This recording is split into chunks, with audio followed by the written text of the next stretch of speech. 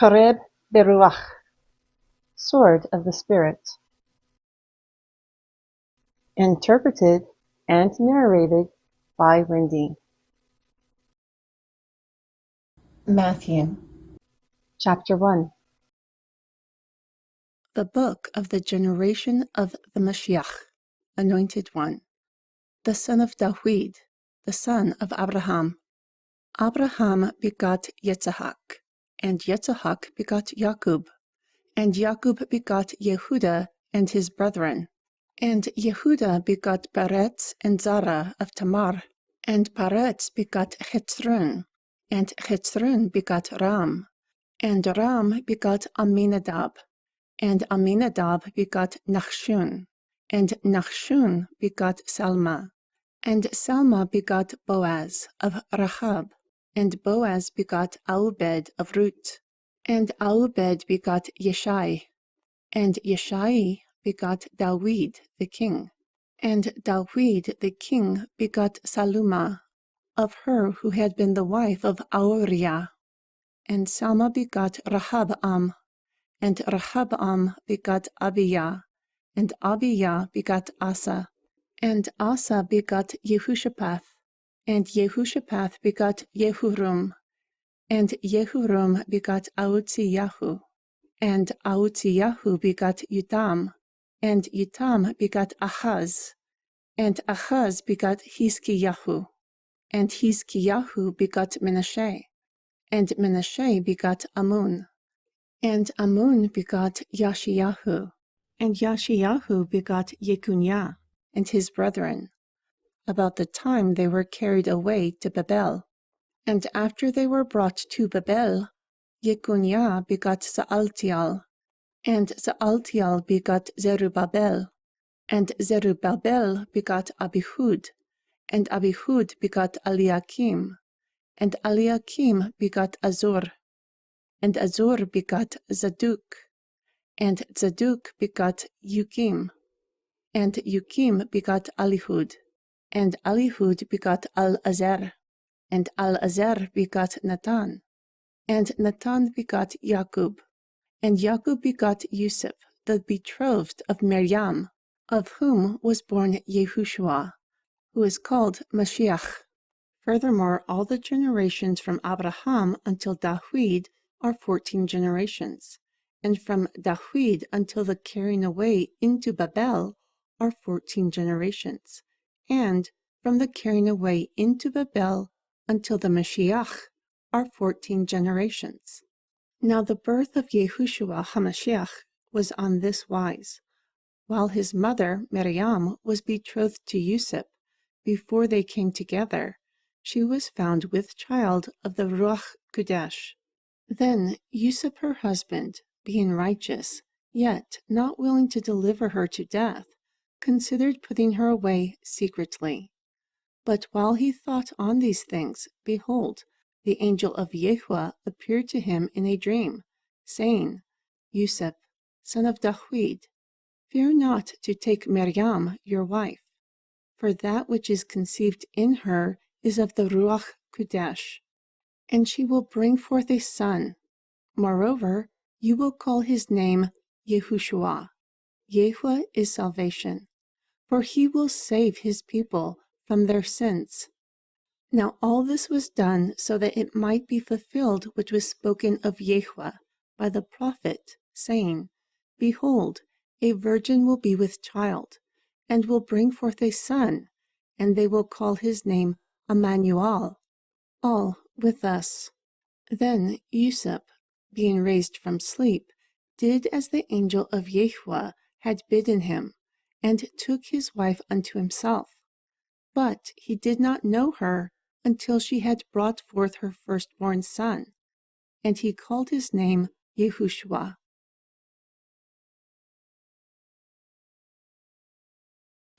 Chapter 2.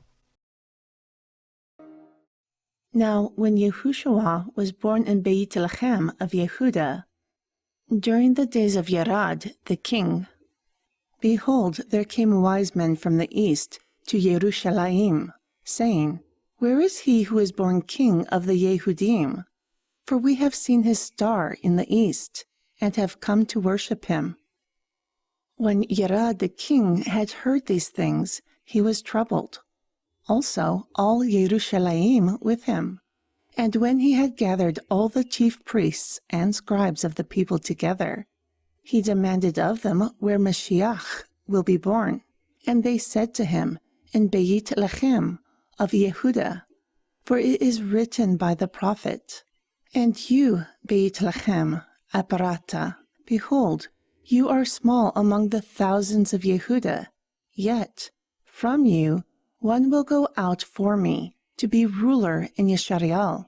Then Yerad, when he had called the wise men secretly, inquired of them diligently what time the star appeared. Then he sent them to Beit Lechem and said, go and search diligently for the young child, and when you have found him, bring me word again, that I may come and worship him also. When they had heard the king, they departed. And lo, the star which they saw in the east went before them, until it came and stood over where the young child was. When they saw the star, they rejoiced with exceeding great joy. And when they had come into the house, they saw the young child with Miriam, his mother, and fell down and worshipped him. And when they had opened their treasures, they presented to him gifts, gold, and frankincense, and myrrh. Furthermore, being warned of all in a dream, that they should not return to Yerad, they departed into their own country another way. And when they departed, behold, an angel of Yehovah appeared to Yusuf in a dream, saying, arise, and take the young child and his mother, and flee into Mitzrayim. Also you will be there until I bring you word, for Yerad will seek the young child to destroy him. When he arose, he took the young child and his mother by night, and departed into Mitzrayim, Egypt. And he was there until the death of Yerad, so that it might be fulfilled which was spoken of Yehovah by the prophet, saying, out of Mitzrayim I have called my son. Then Yerad, when he saw that he was mocked of the wise men, was exceedingly wroth, and sent forth, and slew all the children that were in Beit Lechem, and in all of its borders, from 2 years old and under, according to the time which he had diligently inquired of the wise men. Then was fulfilled that which was spoken by Yirmiyahu the prophet, saying, in Ramah there was a voice heard, lamentation and weeping, and great mourning, Rachel weeping for her children, and would not be comforted, because they were not. But when Yerad was dead, behold, an angel of Yehovah appeared in a dream to Yusuf in Mitzrayim, saying, arise and take the young child and his mother, and go into the land of Yeshariel, for they are dead who sought the young child's life. Therefore he arose. Also he took the young child and his mother, and came into the land of Yeshariel. But when he heard that Archelaus did reign in Yehuda, in the room of his father Yerad, he was afraid to go there. Nevertheless, being warned of all in a dream, he turned aside into the parts of Galilee. And he came and dwelt in the city called Nazareth, that it may be fulfilled which was spoken by the prophets, he will be called a Nazarene. Chapter 3. In those days Yochanan the immerser came preaching into the wilderness of Yehuda, and he was saying, repent yourselves, for the kingdom of the heavens is at hand. For this is he who was spoken of by the prophet Yeshaiah, saying, the voice of one crying in the wilderness, prepare you the way of Yehovah, make his paths straight. Furthermore, the same Yochanan had his raiment of camel's hair and a leather girdle about his loins, and his food was locusts and wild honey. Then Yerushalayim and all Yehuda and all the region round about Yarden went out to him, and were immersed by him in Yarden, confessing their sins. But when he saw many of the Perushim and the Zadukim come to his immersion, he said to them, O generation of vipers, who has warned you to flee from the wrath of Yahuwah? Yet you bring forth fruits worthy of repentance. And you must not say in your heart, Abraham is our father, for I say to you that all is able to raise up these stones as children of Abraham. The axe is resting on the root of the tree. Therefore, every tree which does not bring forth good fruit is hewn down and cast into the fire.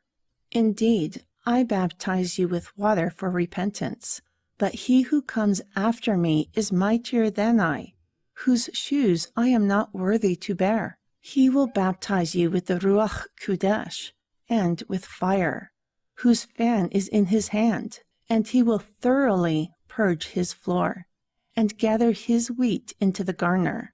But he will burn up the chaff with unquenchable fire.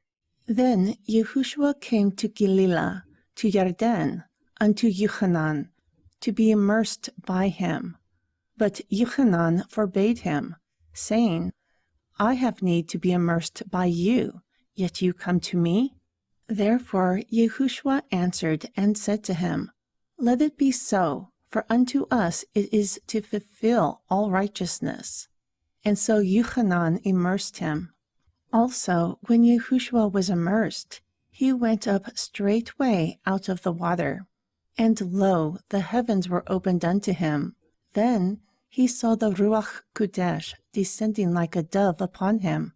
Also there came a Beit Kul, daughter of the voice, saying, This is my beloved Son, in whom I am well pleased. Chapter 4. Then Yehoshua was led up into the wilderness by the Ruach, to be tempted by Hashatan. And when he had fasted 40 days and 40 nights, afterward he was a-hungered. And when the tempter came to him, he said, If you are the son of Aluah, command that these stones be made bread.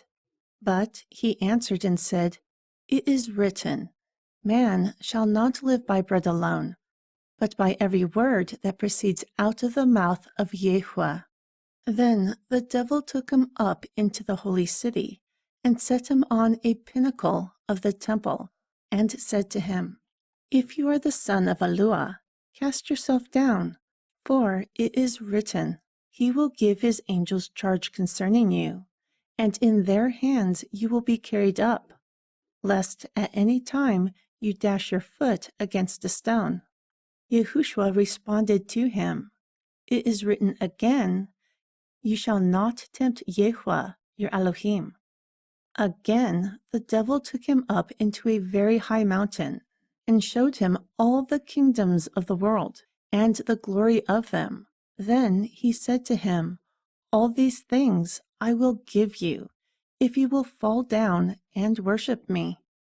Then Yehoshua answered him, Go away, Hashatan, for it is written, You shall worship Yahuwah, your Elohim, and him alone you shall serve. Then Hashatan left him, and behold, angels came and ministered to him. Now when Yehoshua had heard that Yehochanan was cast into prison, he departed into Galilee. Moreover, leaving Nazareth, he came and dwelt in Capernaum, which is upon the sea coast, in the borders of Zebulun and Naphtali, so that it might be fulfilled which was spoken by the prophet Yeshayahu, saying, The land of Zebulun and the land of Naphtali, the way of the sea, beyond Yarden, Galilee of the Gentiles. The people who sat in darkness saw a great light. Also unto those who sat in the region and the shadow of death, a light has sprung up. For at that time Yehoshua began to preach, and to say, Repent, for the kingdom of the heavens is at hand. Furthermore, Yehoshua, walking by the sea of Galilee, saw two brethren, Shimeon, called Kippah, and Andrai his brother, casting a net into the sea, for they were fishers. And he said to them, "Follow me, and I will make you fishers of men." Therefore they immediately laid down their nets and followed after him. Then he went from there and saw two other brothers, Jacob of Zebedee and Yochanan, his brother, in a ship with Zebedee their father, mending their nets. And he called them. So they immediately left the ship and their father and followed him. Moreover, Yahushua went about all Galilee, teaching in their synagogues and preaching the gospel of the kingdom, and healing all manner of sickness and all manner of disease among the people. Therefore his fame went throughout all Aram. Also they brought to him all sick people who were taken with diverse diseases and torments, and those who were possessed with devils, and those who were lunatic, and those who had the palsy, and he healed them. And there great multitudes of people from Galilee, and Decapolis, and Jerusalem, and Yehuda, and beyond Yarden, followed him. Chapter 5. And seeing the multitudes, he went up into the mountain. Then, when he was set, his Talmudim, disciples, came to him. Then he opened his mouth and taught them, saying, Blessed are the humble in spirit, for theirs is the kingdom of Yahweh. Blessed are those who weep, for they will be comforted. Blessed are those who rest, for they will inherit the earth. Blessed are those who hunger and thirst after righteousness, for they will be filled.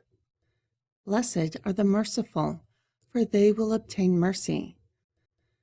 Blessed are the pure in heart, for they will see Yahweh. Blessed are the peacemakers, for they will be called the children of Yahweh. Blessed are those who are persecuted for the sake of righteousness, for theirs is the kingdom of the heavens. Blessed are you when the Adam reviles you and persecutes you, and will say all manner of evil against you falsely for my sake. Rejoice and be exceedingly glad, for great is your reward in the heavens. For so they persecuted the prophets who were before you. And it came to pass, furthermore, Yahushua HaMashiach said unto his Talmudim, You are the salt of the earth, but if the salt has lost its savor, by what will it be salted? It is henceforth good for nothing, except to be cast out and trodden under foot. You are the light of the world. A city that is set on a hill cannot be hidden. Nor do men light a candle and put it under a bushel, but on a menorah. Then it gives light to all who are in the house. Let your light so shine before men, that they may see your good works, and glorify your Father who is in the heavens. Moreover, Yahushua HaMashiach said to his Talmudim, Do not think that I have come to destroy the Torah or the prophets. I do not come to destroy, but to fulfill. For verily I say unto you, until the heavens and earth pass, not one jot nor tittle will pass from the Torah until all is fulfilled. Therefore, whoever will break one of these least commandments and teaches men so, he will be called least in the kingdom of the heavens. But whoever will do and teach it, the same will be called great in the kingdom of the heavens.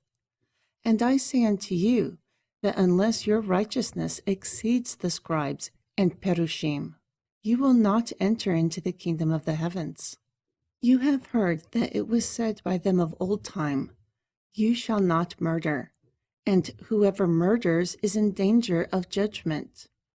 But I say unto you, that whoever hates his brother is in danger of judgment, and whoever will say to his brother, Raka, will be in danger of the council. But whoever will say, "You fool," will be in danger of hellfire. Therefore, if you bring your gift to the altar, and there remember that your brother has something against you, leave your gift there before the altar and go your way. First be reconciled to your brother, and then come and offer your gift. Come into agreement with your adversary quickly, while you are in the way with him, lest at any time the adversary delivers you to the judge, and the judge delivers you to the officer, and you are cast into prison. Truly, you will not depart from there until your fulfillment, even if the guilt is small. Also, Yehoshua said to his Talmudim, "You yourselves have heard that the old teachings say, 'You shall not commit adultery.' But I say unto you that whoever looks on a woman to lust after her has committed adultery with her already in his heart. Therefore, if your right eye offends you, pluck it out and cast it from you, because it is better for you that one of your members perishes, and not that your whole body will be cast into hell. Moreover, if your right hand offends you, cut it off and cast it from you, because it is better for you that one of your members perishes, and not that your whole body will be cast into hell. It has been said, whoever will put away his wife, let him give her a writing of divorcement. But I say unto you that whoever divorces his wife, if not during the time of her adultery, he commits adultery. Again, you have heard that it has been said by them of old time, 'You shall not forswear yourself, but shall perform to all your oaths.' But I say to you, swear not at all, neither by the heavens, for it is the throne of all, nor by the earth, for it is his footstool, neither by Jerusalem, for it is the city of all. Nor will you swear by your head, because you cannot make one hair white or black. But let your communication be yes, no. For whatever is more than this is bad. You have heard that it has been said, 'An eye for an eye, and a tooth for a tooth.' But I say to you that you must not repay evil with evil, but good for evil. Certainly, if a man strikes you on the cheek, offer him the other. And whoever tears away a garment by force from you, offer him your cloak also.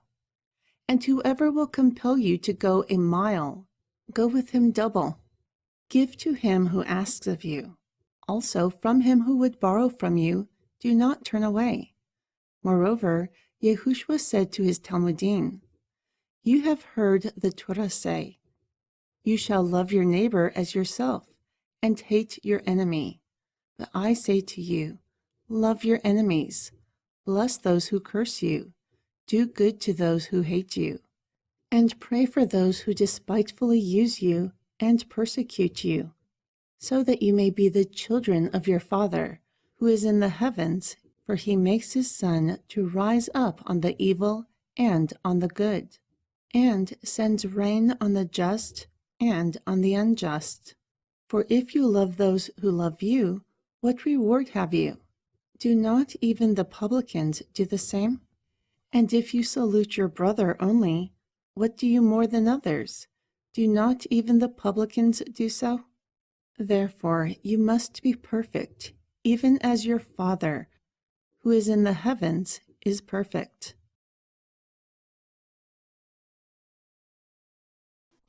Chapter 6. Take heed that you do not do your alms before men, to be seen by them.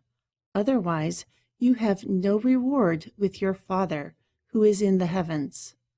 Therefore, when you do alms, do not sound a trumpet before yourself, as the hypocrites do in the synagogues and in the streets, that they may have their glory of men. Verily I say to you, they have their reward. But when you do alms, let your left hand not know what your right hand does, that your alms may be in secret, and your Father, who sees in secret himself, will reward you openly. And when you pray, you shall not be like the hypocrites, for they love to pray standing in the synagogues and in the corners of the streets, that they may be seen of men. Verily I say to you, they have their reward. But you, when you pray, enter into your closet, and when you have shut your door, pray to Yahweh in secret, and your Father who sees in secret will reward you openly. But when you pray, do not use vain repetitions like the heathens, because they think that they will be heard by their large amount of words. So do not be like them, for your Father knows what you have need of before you ask him. Therefore, you will pray in this manner: Our Father, who is in the heavens, Kodesh is your name. Your kingdom come. Your will be done, in earth as it is in the heavens. Give us this day our daily bread, and forgive us our debts as we forgive our debtors. And lead us not into temptation, but deliver us from evil. Amen. For if you forgive men their trespasses, your heavenly Father will also forgive you. But if you do not forgive men their trespasses, nor will your Father forgive your trespasses. Moreover, when you fast, do not be like the hypocrites of a sad countenance, for they disfigure their faces, so that they may appear to men to fast. Verily, I say to you, they have their reward. But you, when you fast, anoint your head and wash your face, so that you do not appear to men to be fasting. And your Father, who sees in secret, will reward you openly. Lay not your treasures for yourselves upon earth, where moth and rust corrupts, and where thieves break through and steal. But lay up for yourselves treasures in the heavens, where neither moth nor rust does corrupt, and where thieves do not break through nor steal. For where your treasure is, there your heart will be also. The light of the body is the eye. Therefore, if your eye is single, your whole body will be full of light. But if your eye is evil, your whole body will be full of darkness. Therefore, if the light that is in you is darkness, how great is that darkness? No man can serve two masters, for either he will hate one and love the other, or else he will hold to the one and despise the other. You cannot serve all and Manan. Therefore, I say to you, take no thought for your life, what you will eat or what you will drink, nor yet for your body, what you will put on. Is life not more than food, and the body more than clothes? Behold the fowls of the air, for they sow not, nor do they reap, nor gather into barns, yet your heavenly Father feeds them. Are you not much better than they? Which of you can add 1 cubit to your stature by taking a thought? So why take thought for clothes? Consider the lilies of the field, how they grow. They do not toil, nor do they spin. And yet I say to you that even Shalomah, in all his glory, was not arrayed like one of these. Why, if all clothed the grass of the field, which is here today, yet tomorrow is cast into the oven, would he not do as much for you, O you of little faith? Therefore, take no thought, saying, What will we eat? Or, what will we drink? Or, by what will we be clothed? For your heavenly Father knows that you have need of all these things. But first you will seek the kingdom of all, and his righteousness, and all these things will be added to you. Therefore, take no thought of the morrow, for the morrow will take thought of things of itself. The day will supply its own troubles. Chapter 7. Moreover, Yehoshua HaMashiach said unto his Talmudim, Judge not, so that you are not judged. For with what judgment you judge, you will be judged, and with what measurement you measure, it will be measured to you again. And why do you look at the mote that is in your brother's eye, but do not consider the beam that is in your own eye? Or why do you say to your brother, Let me pull out the mote from your eye, and behold, a beam is in your own eye? You hypocrite!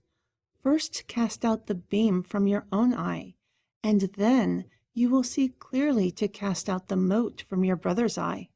Do not give that which is holy to the dogs, nor cast your pearls before swine, lest they trample them under their feet, and turn again and rend you.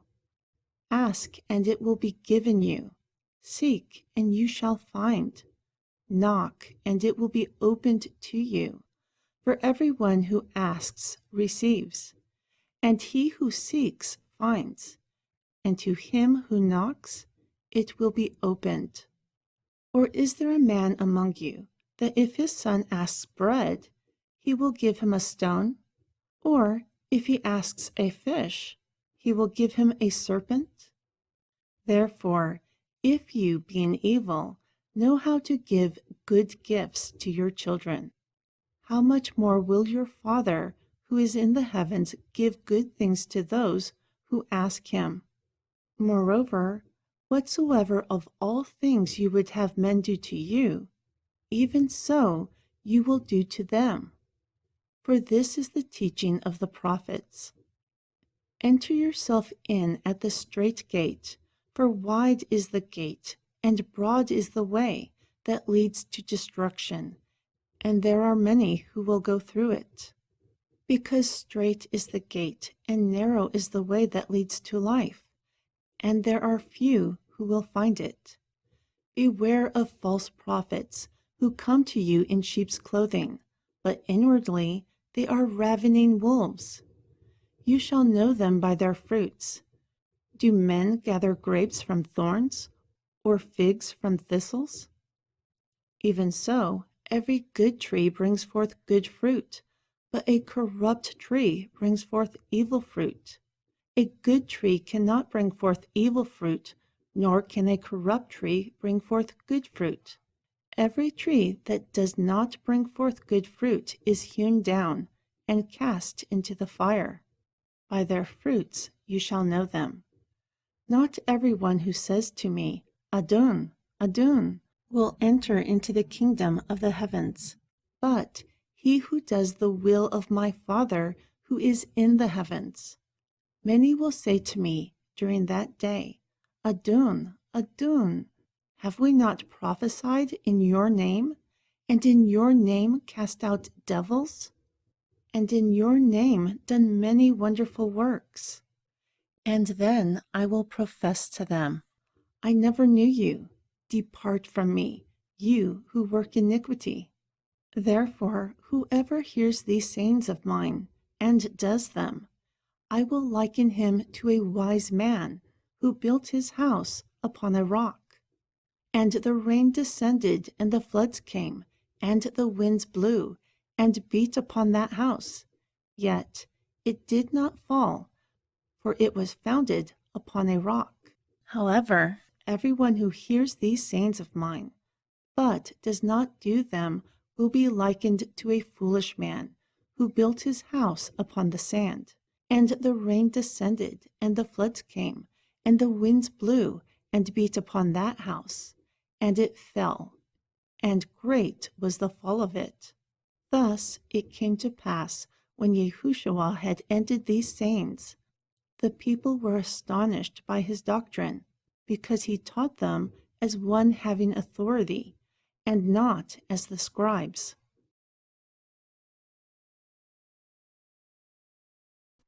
Chapter 8. When he had come down from the mountain, great multitudes followed him. And behold, there came a leper and worshipped him, saying, Adon, if you will, can you make me clean? Therefore Yahushua put forth his hand and touched him, saying, I will. May you be clean. And immediately his leprosy was cleansed. Then Yahushua said to him, See that you tell no man, but go your way, show yourself to the priests, and offer the gift that Moshe commanded, for a testimony to them. And when Yahushua was entered into Capernaum, there a centurion came to him, looking for him. And he said, Adon, my servant lies home, sick of the palsy, grievously tormented. And Yahushua said to him, I will come and heal him. The centurion answered and said, Adon, I am not worthy that you would come under my roof, but speak the word only, and my servant will be healed. For I am a man of authority, having soldiers under me, and I say to this, Go, and he goes, and to another, Come, and he comes, and to my servant, Do this, and he does it. When Yahushua heard it, he marveled, and said to those who followed, Verily I say to you, I have not found so great a faith. No, not in Yisrael. Therefore I say to you, that many will come from the east and west, and will sit down with Abraham and Yitzhak and Jacob in the kingdom of the heavens. But the children of the kingdom will be cast out into utter darkness. There will be weeping and gnashing of teeth. Then Yahushua said to the centurion, Go your way, and as you have believed, it will be done for you. And his servant was healed during that selfsame hour. Furthermore, when Yahushua came into Kepa's house, he saw his wife's mother laying down and sick with fever. So he touched her hand, and the fever left her. Also she arose and ministered to them. When the evening had come, they brought to him many who were possessed with devils, and he cast out the spirits with word, and healed all who were sick, so that it might be fulfilled which was spoken by Yeshaiah the prophet, saying, Himself took our infirmities, and bore our sicknesses. Now when Yahushua saw great multitudes around him, he gave commandment to depart to the other side. Then a certain scribe came, and said to him, Rab, I will follow you wherever you go. And Yahushua said to him, The foxes have holes, and the birds of the air have nests, but the Son of Man has nowhere to lay his head. And another of his Talmudim said to him, Adon, suffer me first to go and bury my father. But Yahushua said to him, Follow me, and let the dead bury their dead. Then, when he entered into a ship, his Talmudim followed him. Moreover, behold, there arose a great tempest in the sea, such that the ship was covered by waves. But he was asleep. Then Talmudim came to him, and awoke him, saying, Adon, save us, we will perish. Therefore he said to them, Why are you fearful, O you of little faith? Then he arose and rebuked the winds and the sea, and there was a great calm. Thus the men marveled, saying, What manner of man is this, that even the winds and the sea obey him? And when he had come to the other side of the country of the Gergashi, there he met two possessed with devils, coming out of the tombs, very fierce, so that no man might pass by that way. And behold, they cried out, saying, What do you have to do with us, son of David, Yahushua HaMashiach? Have you come here to torment us before the time? And there was a good way off from them a herd of many swine feeding. So the devils besought him, saying, If you cast us out, suffer us to go away into the herd of swine. So he said to them, Go. And when they came out, they went into the herd of swine. and behold, the whole herd of swine ran violently down a steep place into the sea, and perished in the waters. Then those who kept them fled and went their way into the city, and told everything, and what had befallen those who were possessed of the devils. Furthermore, behold, the whole city came out to meet Yehoshua, and when they saw him, they requested that he would leave from their borders. Chapter 9. Then Yehoshua HaMashiach passed over with the boat, and came into his own city. And behold, they brought a man sick of the palsy to him, lying on a bed. Then, seeing their faith, Yehoshua said to the sick of the palsy, Son, may you have faith in Yahuwah. Your sins are forgiven you. And behold, certain scribes said within themselves, This is blasphemous. However, knowing their thoughts, Yehoshua said, Why do you think evil in your hearts? For is it easier to say, Sins are forgiven you, or to say, Arise and walk? But so you may know that I have power on earth to forgive sins. Then he spoke to the man sick of palsy. Arise, take up your bed, and go to your house. Therefore he arose and departed to his house. Thus, when the multitudes saw it, they feared Yahuwah and glorified him, who had given such power to men. Then Yehoshua HaMashiach departed from there. He saw a man named Matityahu sitting at the receipt of customs, and he said to him, Follow me. So he arose and followed him. And it came to pass, when Yehoshua sat to eat in the house, behold, many publicans and sinners came, and sat down with him, and his Talmudim. And when the Perushim saw it, they said to his Talmudim, Why does your teacher eat with publicans and sinners? However, when Yehoshua heard it, he said to them, Those who are whole do not need a physician, but those who are sick. Go and learn what this means. For I desire mercy and not sacrifice.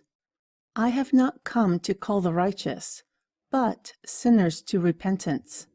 Then the Talmudim of Yochanan came to him, saying, Why do we and the Perushim fast often, yet your Talmudim do not fast? So Yehoshua answered them, Can the children of the bride chamber mourn as long as the bridegroom is with them? But the days will come when the bridegroom will be taken from them, and then they will fast. No man puts a new cloth onto an old garment, for that which is put on to mend it will destroy the garment. Nor do men put new wine into old wineskins, for if he does, all the wineskins will be lost. Therefore a man puts the new wine into new wineskins. Both will be preserved. While he spoke these things to them, behold, there came a certain ruler and praised him, saying, Even now my daughter is dead. But come and lay your hand upon her, and she will live. So Yehoshua arose and followed him, also his Talmudim with him. And behold, a woman who had been diseased by an issuance of blood for 12 years came from behind and touched the hem of his garment. For she said within herself, If I may but touch his garment, I will be whole. But Yehoshua turned around, and when he saw her, he said, Daughter, be of good comfort. Your faith has made you whole. And the woman was made whole from that hour. And when Yehoshua came into the ruler's house, and saw the minstrels and the people making a noise, he said to them, Give space, for the maid is not dead, but sleeps. Therefore they laughed him to scorn, saying, Did we not see that she is dead? But when the people left, he went in, and he took by the hand, and the maid arose. and the fame of it went abroad into all the land. And when Yehoshua departed there, 2 blind men followed him, crying and saying, Son of David, have mercy on us. Thus, when he came into the house, the blind men came to him, and Yehoshua said to them, Do you believe that I am able to do this? They said to him, Yes, mighty man. Then he touched their eyes, saying, According to your faith, it will be done to you. Furthermore, their eyes were opened, and Yehoshua straitly charged them, saying, See that no man knows it. But when they departed, his fame spread abroad throughout all that country. As they were leaving, behold, they brought a mute man, possessed by a demon. And when the demon was cast out, the mute spoke, and the multitudes marveled, saying, This has never been seen in Yisrael. But the Perushim said, He casts out devils through the power of Hashatan. Furthermore, Yehoshua went about all the cities and villages, teaching in all their synagogues, and preaching the gospel of the kingdom, and healing every sickness and every disease among the people. But when he saw the multitudes, he was moved with compassion on them, because they fainted and were scattered abroad, like sheep with no shepherd. Then he said to his Talmudim, The harvest truly is plenteous, but the laborers are few. Therefore entreat the Adon of the harvests, that he would send laborers into his harvest. Chapter 10. And when he had called to his 12 Talmudim, he gave them power to cast out unclean spirits, to cast them out, and to heal all manner of sickness and all manner of disease. Now the names of the 12 sent ones were, the first was Shimaun, who is called Kepha, and Adriai, his brother, Jakub of Zebedee, and Yochanan his brother, Philip and Bartholomew, Tama and Matityahu the publican, Jakub of Chelphai, and Lebeas, whose surname is Taldai, Shimeun of the Canaani, and Yehuda Iscariot, who also betrayed him. Yehoshua sent these 12 forth, and he commanded them, saying, Do not enter the land of the Nephilim, do not enter the land of the Shimaun, but rather go to the lost sheep of the house of Yeshariel. And as you go, preach, saying, The kingdom of the heavens is at hand. Heal the sick, cleanse the lepers, raise the dead, cast out devils. Freely you have received, freely give. Provide neither gold nor silver, nor copper in your purses, nor a bag for the journey, nor 2 garments, nor shoes, nor staff, for the workman is worthy of his wages. Furthermore, into whatever city or town you enter, inquire who is worthy in it, and abide there until you go. And when you have come into a house, greet it. And if the house is worthy, let your shalom come upon it. But if it is not worthy, let your shalom return to you. However, whoever will not receive you, nor your words, when you depart out of that house or city, shake off the dust of your feet. Verily I say to you, it will be more tolerable for the land of Sodom and Gomorrah during the day of judgment than for that city. Behold, I send you forth like sheep in the midst of wolves. Therefore you must be wise as serpents, and harmless as doves. But beware of men, for they will lead you away with their words, and beat you in the houses of their assemblies. Moreover, you will be brought before governors and kings, because of my testimony before the nations.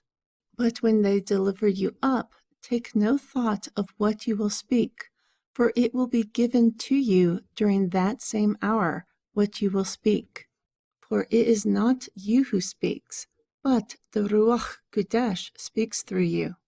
Also, a brother will deliver up the brother for death, and the father the child, and children will raise up against parents, and cause them to be put to death, and you will be hated by all for my name's sake. But he who endures to the end will be saved. But when they persecute you in this city, you will flee into another. Truly I say to you that you will not be finished with the cities of Yeshariel when the son of Alua comes to the Talmud.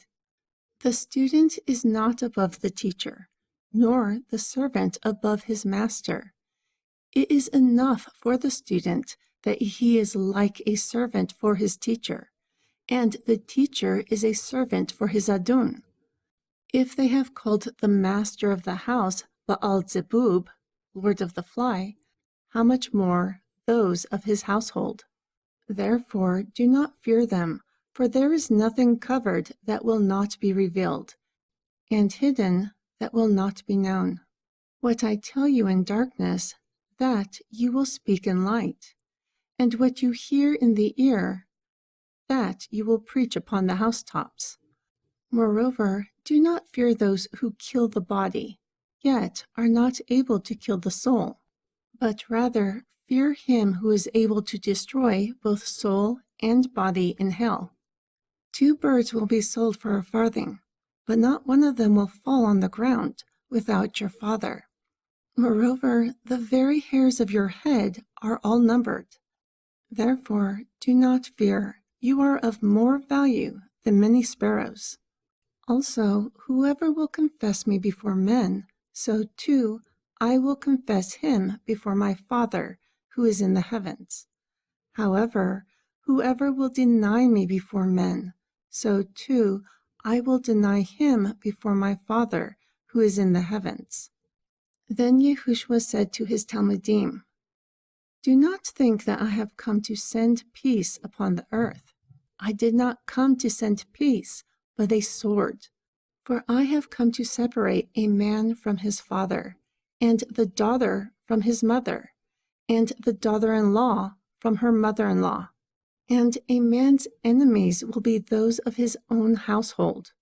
He who loves father and mother more than me is not worthy of me, and he who loves son or daughter more than me is not worthy of me. He who does not take his cross and follow after me is not worthy of me. He who finds his life will lose it, and he who loses his life for my sake will find it.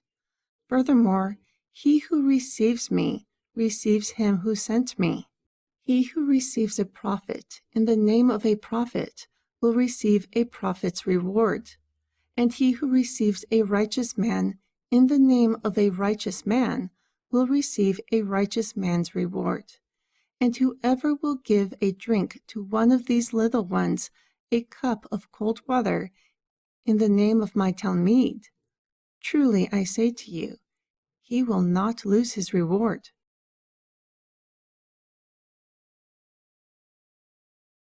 Chapter 11. And it came to pass when Yehoshua had made an end of commanding his 12 Talmudim, he departed from there to teach and preach in their cities. Now, when Yochanan had heard of the work of the Mashiach in the prison, he sent 2 of his Talmudim.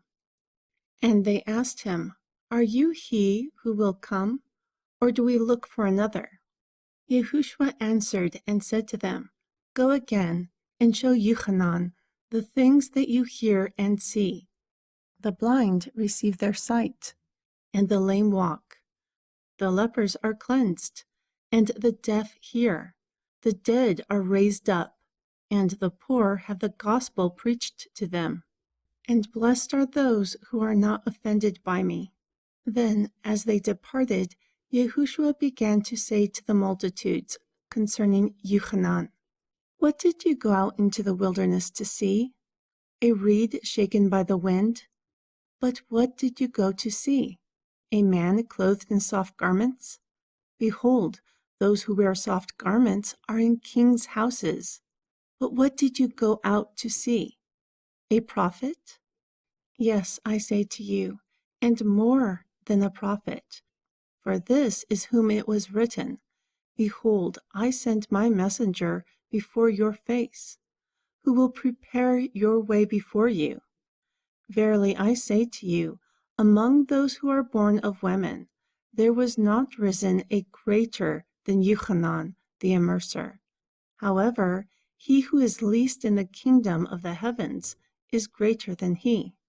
And from the days of Yochanan the Immerser until now, the kingdom of the heavens suffers violence, and the violent take it by force. For all the prophets and the teaching prophesied until Yochanan, and if you will receive it, this is Eliyahu, who had come before. He who has ears to hear, let him hear. Therefore, unto what should I compare this generation? It is similar to children sitting in the markets and calling to their fellows, and saying, We have piped for you, but you have not danced. We have mourned for you, but you have not lamented. For Yochanan came neither eating nor drinking, yet they say, He has a devil. The Son of Man came eating and drinking, yet they say, Behold, a gluttonous man, and a winebibber, a friend of publicans and sinners. But wisdom is justified of her children. Then he began to reproach the cities in which most of his mighty works were done, because they did not repent. Woe to you, Chorazin! Woe to you, Beit Ziada! For if the mighty works which were done in you had been done in Zur and Zidun, they would have repented long ago in sackcloth and ashes. But I say to you, it will be more tolerable in Zur and Zidun at the day of judgment than for you. And you, Capernaum, which is exalted to the heavens, shall be brought down to hell. For if the mighty works which had been done in you had been done in Sedum, it would have remained until this day. But I say to you, it will be more tolerable for the land of Sedum in the day of judgment than for you. At that time Yahushua answered and said, I thank you, O Father, creator of the heavens and earth, because you have hidden these things from the wise and prudent, and have revealed them to babes. Even so, Father, for so it seemed good in your sight. All things are delivered to me of my Father, and no man knows the Son but the Father. Neither knows any man the Father except the Son, and to whoever the Son reveals. Come to me, all who labor and are heavy laden, and I will give you rest. Take my yoke upon you, and learn of me. For I am meek and lowly in heart, and you will find rest for your souls. Because my yoke is easy, and my burden is light. Chapter 12. At that time Yahushua went through the grain during the day of Shabbat. Also his Talmudim were hungry, and began to pluck the heads of grain and eat. But when the Perushim saw it, they said to him, Behold, your Talmudim do what is not lawful to do upon the day of Shabbat. Therefore he said to them, Have you not read what David did when he was hungry, and those who were with him? How he entered into the house of Elohim, and ate the showbread, which was not lawful for him to eat, nor for them who were with him, but only for the priests.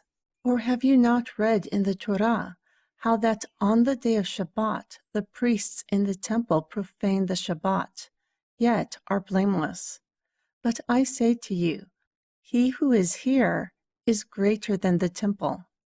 Also, if you had known what this means, I will have mercy and not sacrifice, you would not have condemned the guiltless. For the son of Elua is Adon, even of the day of Shabbat. Then, when he had departed there, he went into their synagogue. And behold, a man was there whose hand was withered.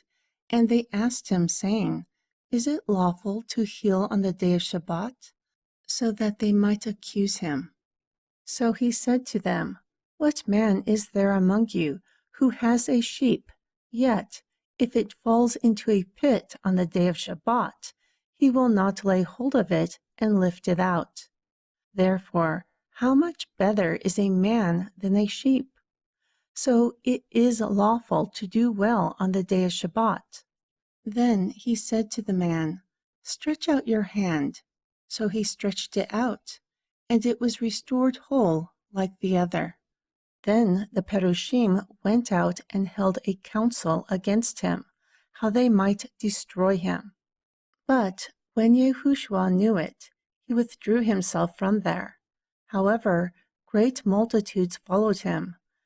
Therefore he healed them all, and told them that they should not make him known, so that it might be fulfilled which was spoken by Yeshaiah the prophet, saying, Behold my servant, whom I have chosen, my beloved, in whom my soul is well pleased.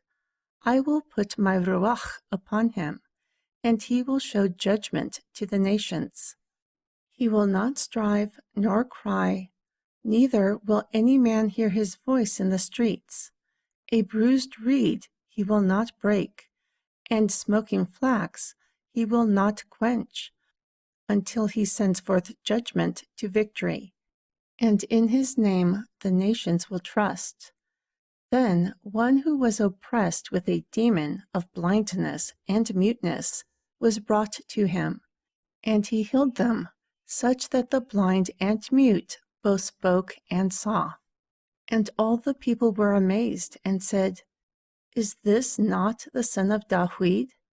But when the Perushim heard it, they said, This man does not cast out demons, but by Baal Zebub, the prince of the demons.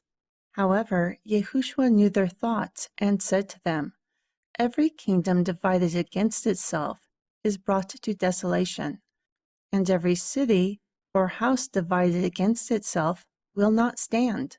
Furthermore, if Hashatan cast out Hashatan, he is divided against himself.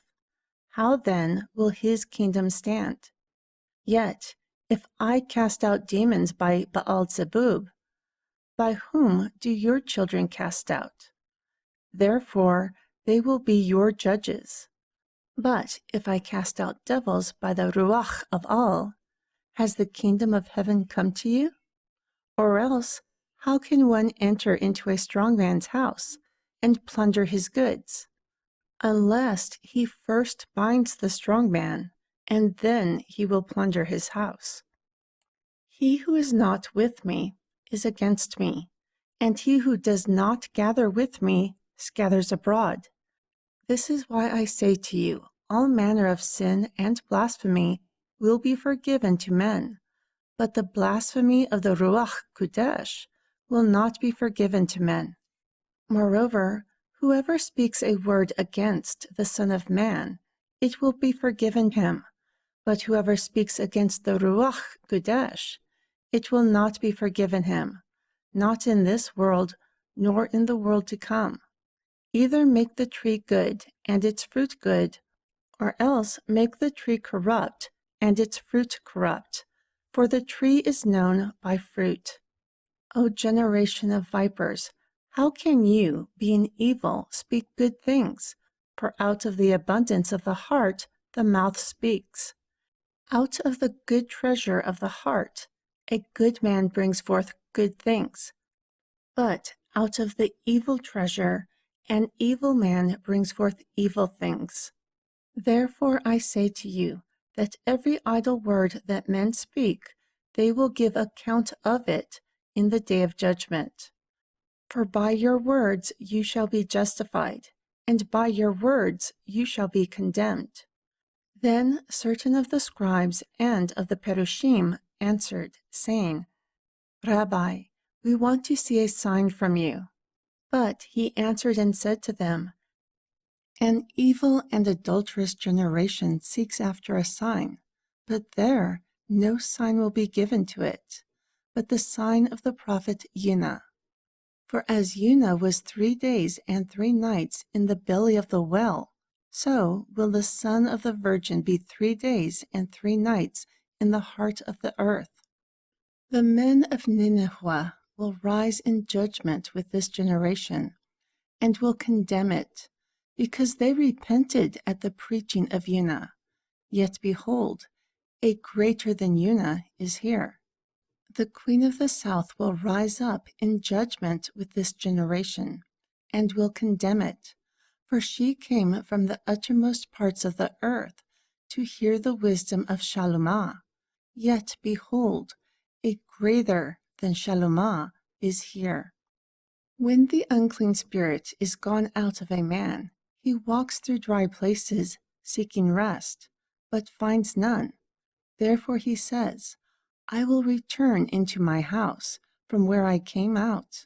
And when he is come, he finds it empty, swept, and garnished. Thus he goes and takes with himself 7 other spirits more wicked than himself, and they enter in and dwell there. So the end of that man is worse than the beginning. Even so it will be to this wicked generation also. While he still spoke to the people, behold, his mother and brethren stood outside, desiring to speak with him. Then someone said to him, Behold, your mother and brethren stand outside, desiring to speak with you. But he answered and said to him who told him, Who is my mother? And who are my brethren? Then he stretched out his hand towards his Talmudim, and said, Behold my mother, and my brethren. For whoever will do the will of my Father who is in the heavens, the same is my brother, and sister, and mother.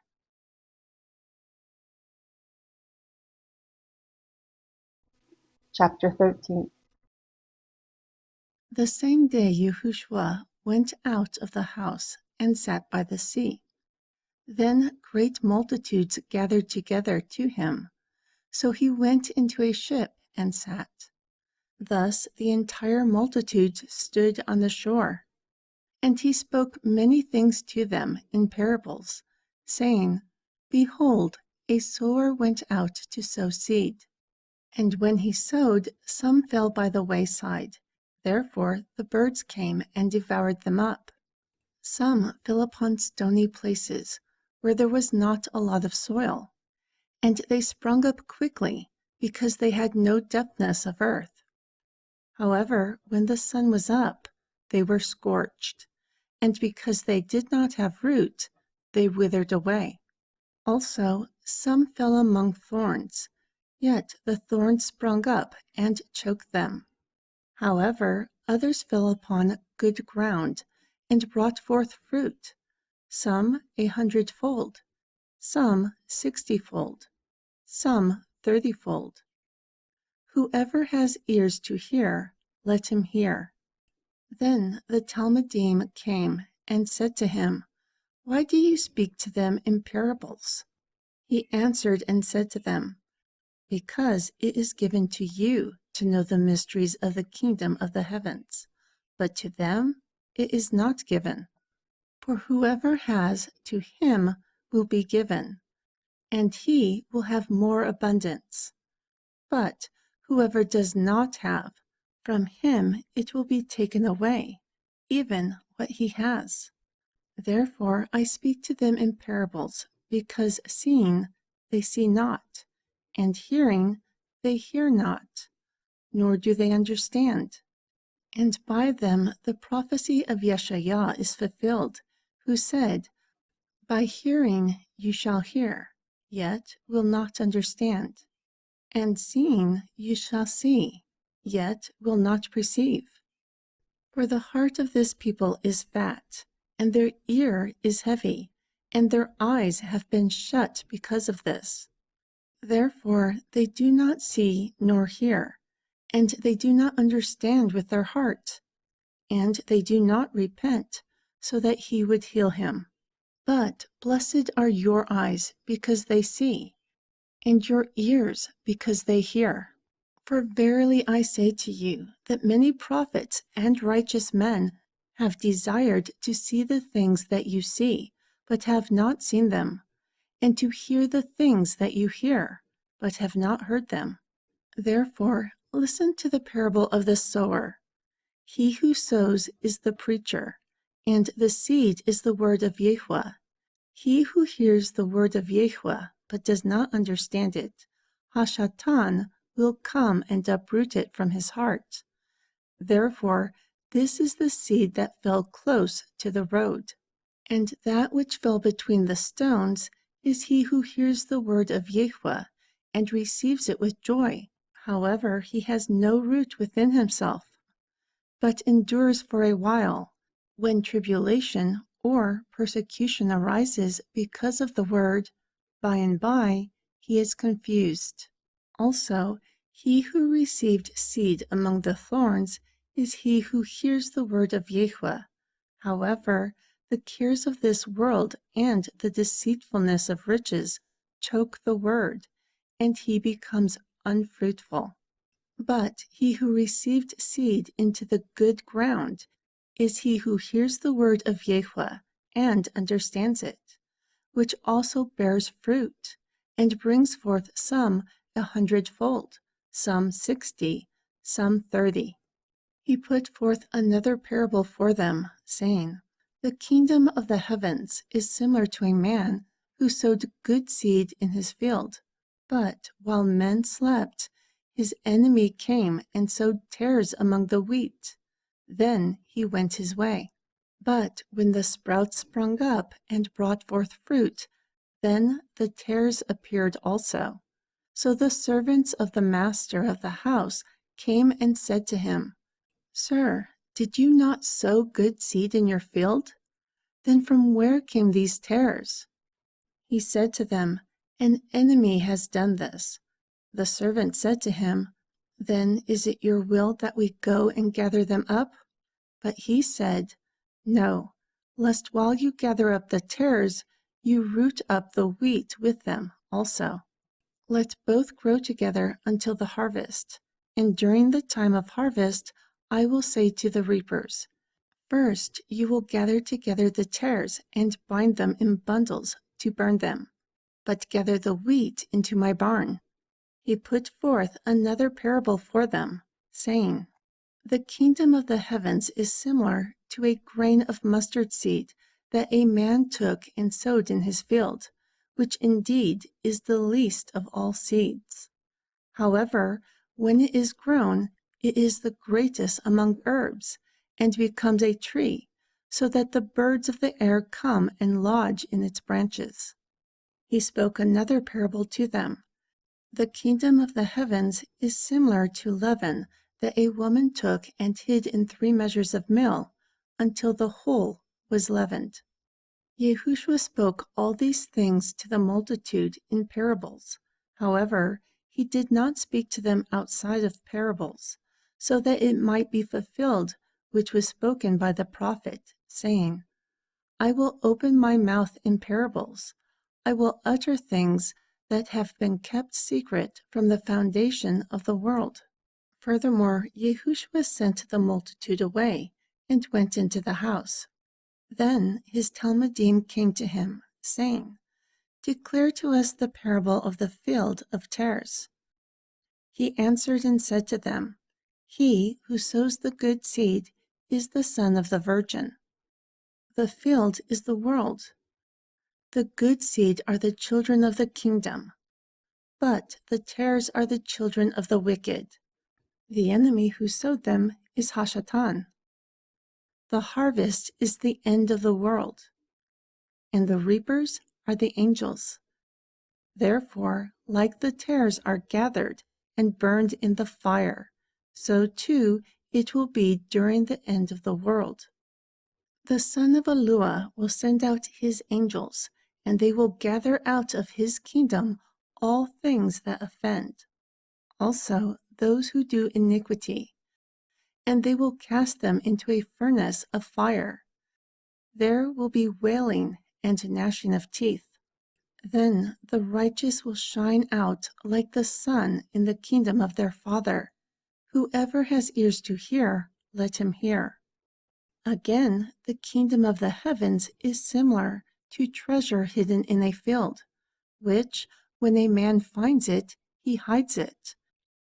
And for the joy of it, he goes and sells all that he has and buys that field.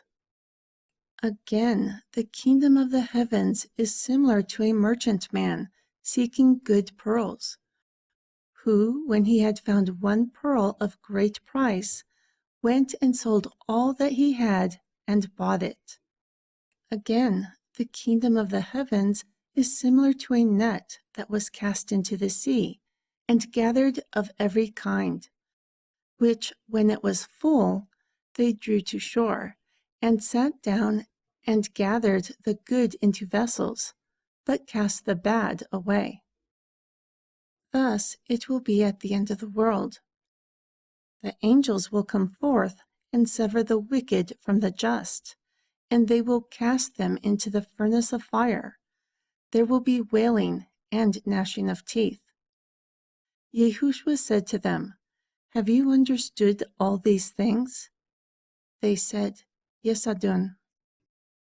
Then he said to them, "Therefore, every scribe instructed to the kingdom of the heavens is similar to the master of the house, who brings out his treasures, many new and old things." And it came to pass, when Yahushua had finished these parables, he departed from there. Furthermore, when he came into his own country, he taught them in their synagogue, such that they were astonished and said, "From where is all this wisdom and power? Is this not the carpenter's son? Is his mother not called Miriam? And his brethren, Jacob and Yusuf and Shimon and Yehuda? And his sisters, are they not with us? From where did he acquire all this?" Moreover, they were offended by him. Therefore, Yahushua said to them, "A prophet is not without honor, except in his own country and in his own house." Also, he did not do many great wonders there, because of their unbelief.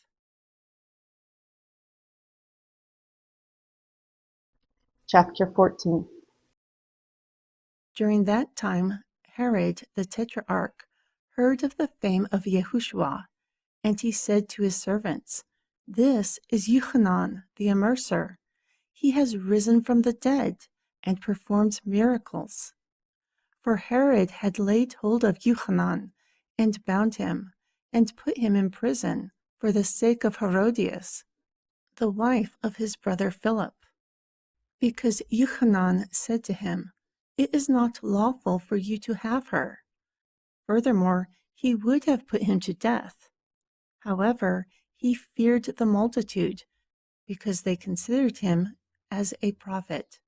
But when Herod's birthday was kept, the daughter of Herodias danced before them and pleased Herod.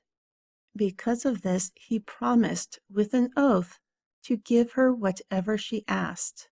Therefore, being instructed by her mother, she asked, "Give me the head of Yochanan the Immerser."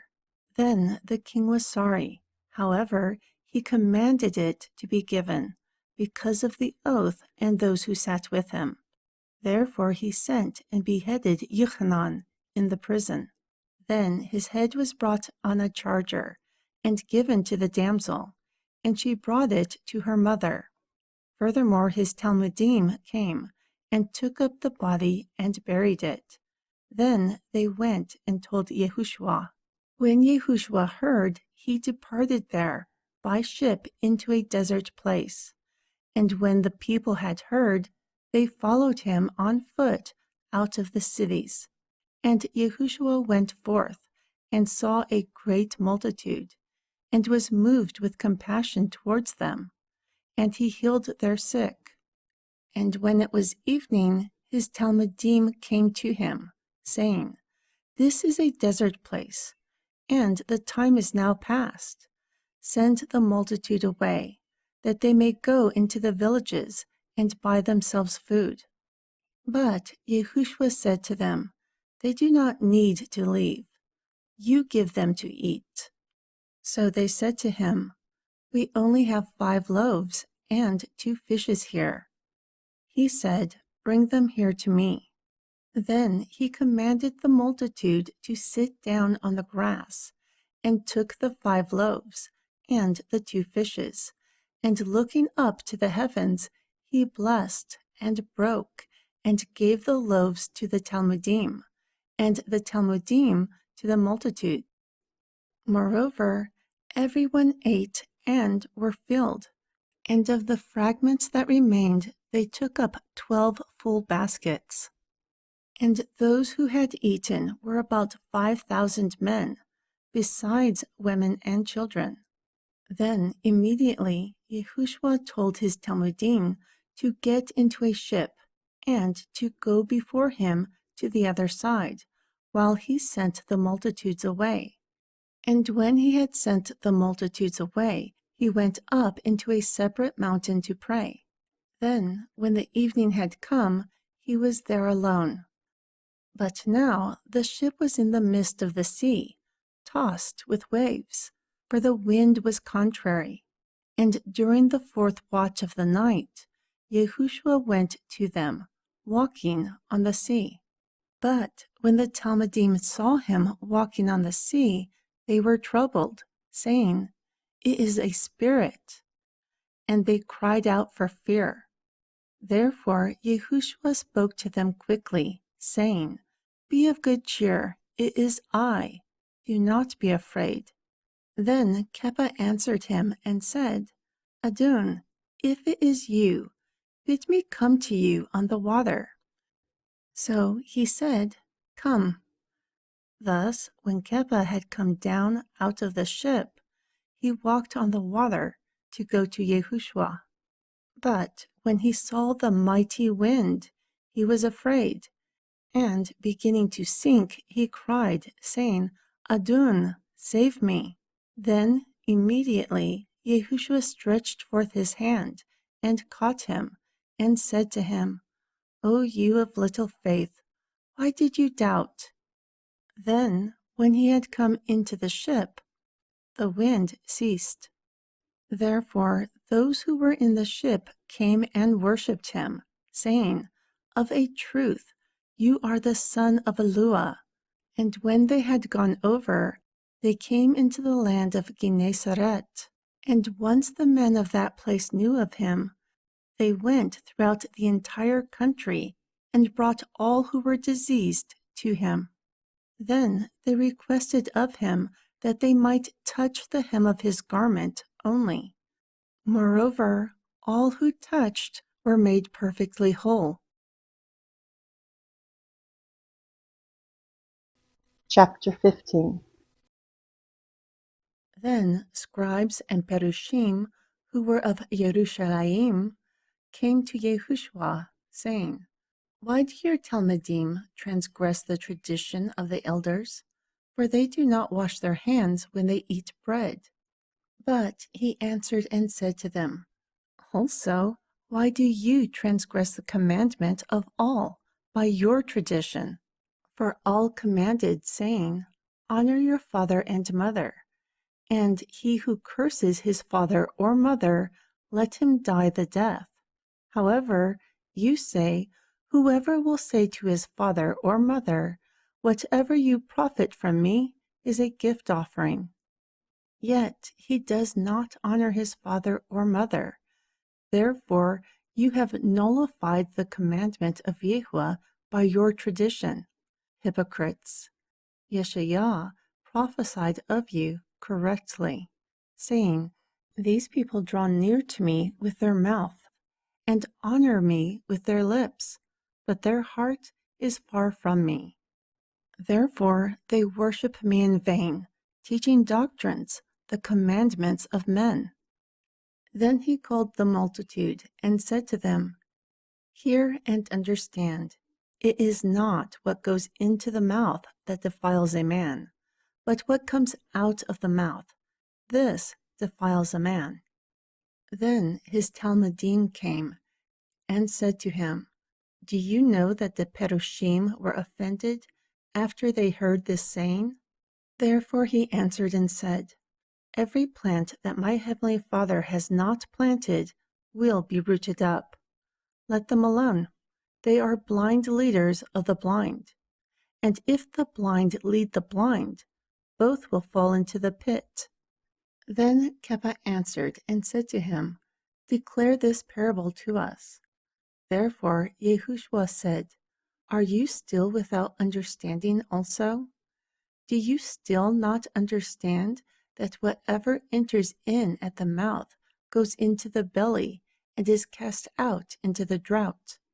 But those things that proceed out of the mouth come from the heart, and they defile the man. Because out of the heart comes evil thoughts, murders, adulteries, fornications, thefts, false witness, blasphemies.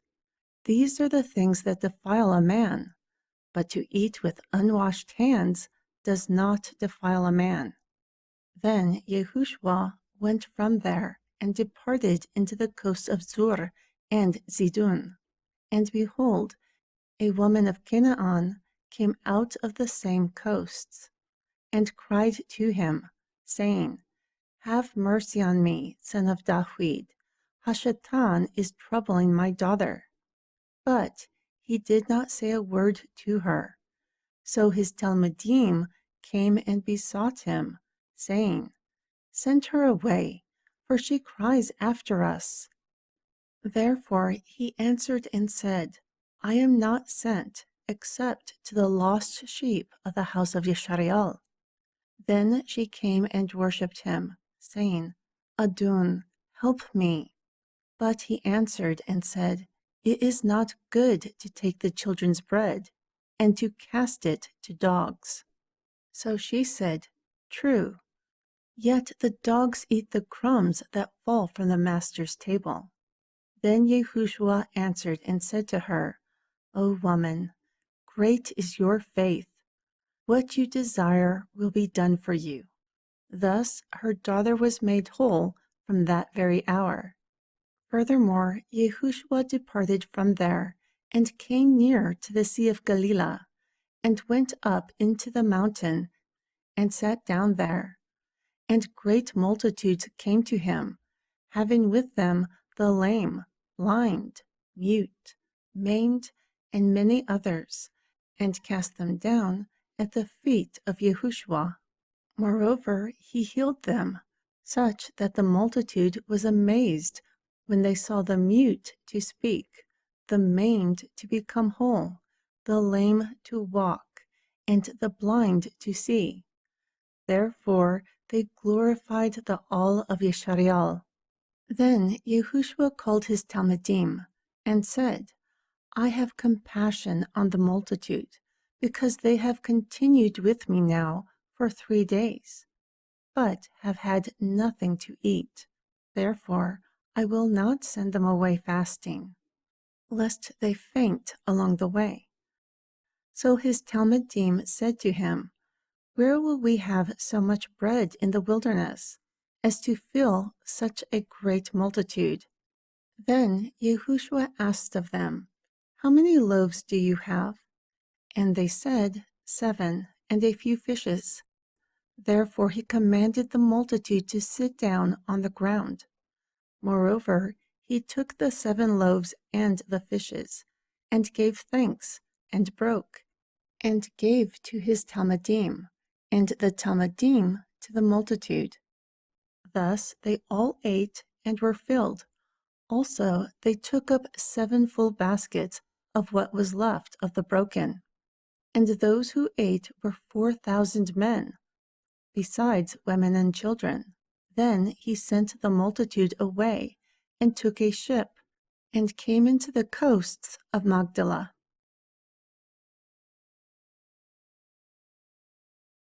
Chapter 16. Also the Perushim with the Zadukim came, and tempting they desired of him that he would show them a sign from the heavens. He answered and said to them, "When it is evening, you say, 'Fair weather, for the sky is red.' Also, in the morning, 'Foul weather today, for the sky is red and lowering.' Hypocrites! You can discern the face of the sky, but you cannot the signs of the times. A wicked and adulterous generation seeks after a sign, yet no sign will be given to it, but the sign of the prophet Jonah." Then he left them and departed. Furthermore, when his Talmudim had come to the other side, they had forgotten to take bread.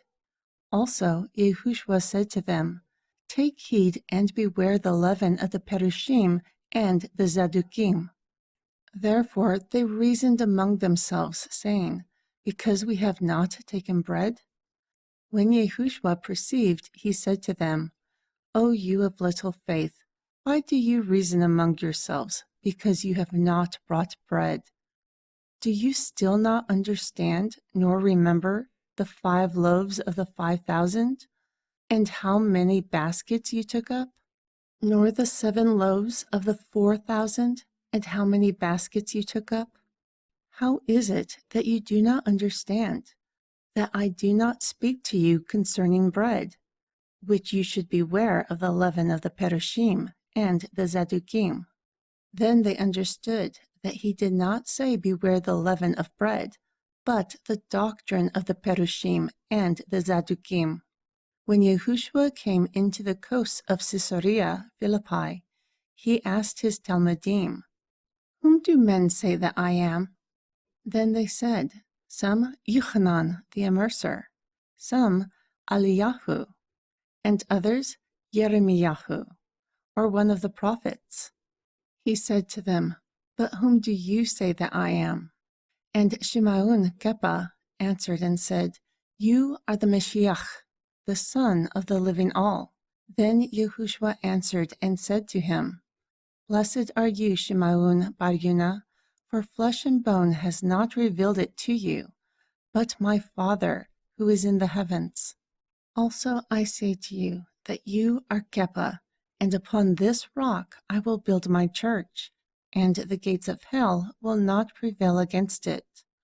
Also I will give the keys of the kingdom of the heavens to you, and whatever you bind on earth will be bound in the heavens, and whatever you loosen on earth will be loosened in the heavens." Then he charged his Talmudim that they should tell no man who he is, Yehoshua the Mashiach.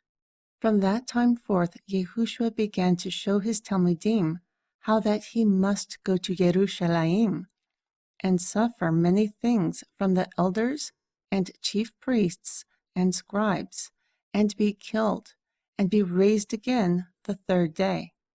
Then Kepa took him and began to rebuke him, saying, "Be it far from you, Adon, this will not be for you." But he turned and said to Kepa, "Get yourself behind me, Hashatan. You are an offense to me, for you do not savor the things of all, but those that are of men." Then Yehoshua said to his Talmudim, "If anyone will come after me, let him deny himself, and take up his cross, and follow me. For whoever will save his life will lose it, and whoever will lose his life for my sake will find it. For what does a man profit if he will gain the whole world and lose his own soul? Or what will a man give in exchange for his soul? For the Son of Man will come in the glory of his Father with his angels. Then he will reward every man according to his works. Verily I say to you, there will be some standing here who will not taste death until they have seen the Son of Man coming in his kingdom." Chapter 17. And after 6 days Yehoshua took Kepa, Jakub, and Yochanan his brother, and brought them up into a high mountain. Then he was transfigured before them, and his face shined like the sun, and his garments were white as light. And behold, there appeared to them Musha and Aliyah, talking with him. Then Kepha said to Yehoshua, Adon, it is good for us to be here. If it is your will, let us make 3 tabernacles here, one for you, and one for Musha, and one for Aliyah. While he spoke, behold, a bright cloud overshadowed them, and a Beit Kul was heard out of the cloud, who said, This is my beloved Son, in whom I am well pleased. Hear him. And when the Talmudim heard it, they fell on their face, and were very afraid. Therefore Yehoshua came and touched them, and said, Arise, and do not be afraid. And when they had lifted up their eyes, they saw no man except Yehoshua only. And as they came down from the mountain, Yehoshua charged them, saying, Tell the vision to no man until the Son of Man has risen again from the dead. Then his Talmudim asked him, saying, Why then do the scribes say that Aliyah must come first? So Yehoshua answered and said to them, Truly Aliyah will come first, and restore all things. However, I say to you that Aliyah has already come. Yet they did not know him, and have done to him whatever they pleased. Likewise, the Son of Man will suffer of them also. Then the Talmudim understood that he spoke of Yochanan the Immerser to them. And when they had come to the multitude, there a man came to him, kneeling down to him, and saying, Adon, have mercy on my son, for he is a lunatic, and very vexed. For oftentimes he falls into the fire, and often into the water. Moreover, I brought him to your Talmudim, but they could not cure him. Then Yehoshua answered and said, O faithless and perverse generation, how long will I be with you? How long will I suffer you? Bring him here to me. Therefore Yehoshua rebuked the devil, and he departed out of him, and the child was cured from that very hour. Then the Talmudim came to Yehoshua separately, and asked, Why could we not cast him out? Therefore Yehoshua answered them, Because of your unbelief. For verily I say to you, if you have faith like a grain of mustard seed, you can say to this mountain, Remove from here to another place, and it will be removed, and nothing will be impossible for you. Still yet, this kind does not go out except by prayer and fasting. And while they abode in Galilee, Yehoshua said to them, The Son of Man will be betrayed into the hands of men, and they will kill him, but the 3rd day he will be raised again.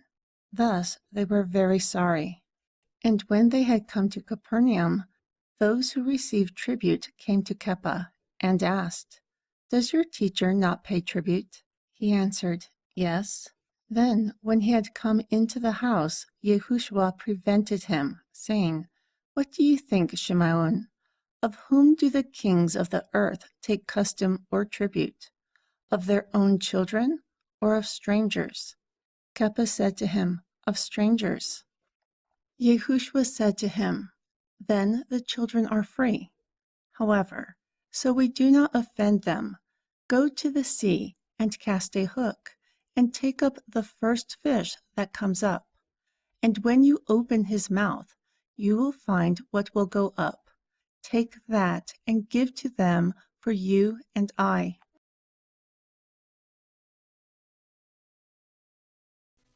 Chapter 18. During this time the Talmudim came to Yehoshua, saying, Who is the greatest in the kingdom of the heavens? Therefore Yehoshua called a little child to him, and set him in the midst of them, and said, Verily I say to you, except you are converted and become like little children, you will not enter into the kingdom of the heavens. Therefore, Whoever will humble himself like this little child, the same is great in the kingdom of the heavens. And whoever will receive one who is like a little child in my name receives me. But whoever offends one of these little ones who believes in me, it would be better that a millstone were hanged around his neck, and that he were drowned in the depth of the sea. Woe to the world because of offenses, because it is necessary that offenses come. However, woe to that man by whom the offenses come. If your hand or your foot offends you, cut it off and cast it from you. It is better for you to enter into life crippled than being cast into everlasting fire with 2 hands or 2 feet. Also, if your eye offends you, pluck it out and cast it from you. It is better for you to enter into life with 1 eye than being cast into hell fire with 2 eyes. Take heed that you do not despise one of these little ones, for I say to you that their angels in the heavens always behold the face of my Father who is in the heavens. For the Son of Man has come to save those who are lost. What do you think? If a man has 100 sheep, and one of them goes astray, does he not leave the 99 and go into the mountains and seek that which has gone astray? Furthermore, if it happens that he finds it, truly I say to you, he will rejoice more over it than the 99 who did not go astray. Even so, it is not the will of your Father who is in the heavens that one of these little ones will perish. Moreover, if your brother has trespassed against you, go and tell him his fault alone, between you and him. If he will hear you, you have gained your brother. But if he will not hear, take 1 or 2 others with you, so that in the mouth of 2 or 3 witnesses every word may be established. Still yet, if he refuses to hear them, tell it to the assembly. However, if he refuses to hear the assembly, let him be like a heathen man and a publican to you. Verily I say to you, whatever you bind on earth will be bound in the heavens, and whatever you loosen on earth will be loosened in the heavens. Again I say to you, if 2 of you will agree concerning what they ask on earth, it will be done for them by my Father, who is in the heavens. For where 2 or more are united together in my name, there I am in the midst of them. Then Kepha came to him and said, Adon, how often will my brother sin against me, and I forgive him? Until 7 times? Yahushua said to him, I say to you, not until 7 times, but until 70 times 7. Therefore, the kingdom of the heavens is similar to a certain king who would take account of his servants. And when he had begun to reckon, someone was brought to him who owed him 10,000 talents. And when he did not have anything to pay, his Lord commanded him and his wife and children and all that he had to be sold. Then a payment would be made. Therefore the servant fell down and worshipped him, saying, Lord, have patience with me, and I will pay you all. Then the Lord of that servant was moved with compassion, and loosened him, and forgave his debt. However, that same servant went out and found one of his fellow servants, who owed him 100 pence. And he laid hands upon him, and took him by the throat, saying, Pay me what you owe me. So too his fellow servant fell down at his feet, and requested of him, saying, Have patience with me, and I will pay you all. However, he would not, but went and cast him into prison, until he paid the debt. Then, when his fellow servants saw what was done, they were very sorry, and came and told their Lord all that was done.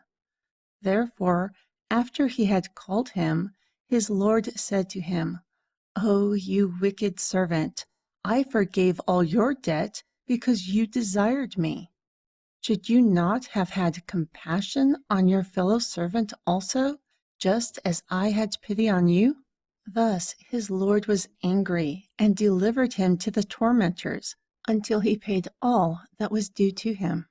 So, likewise, my heavenly Father will do to you also, if you do not forgive all brethren of their trespasses from your heart.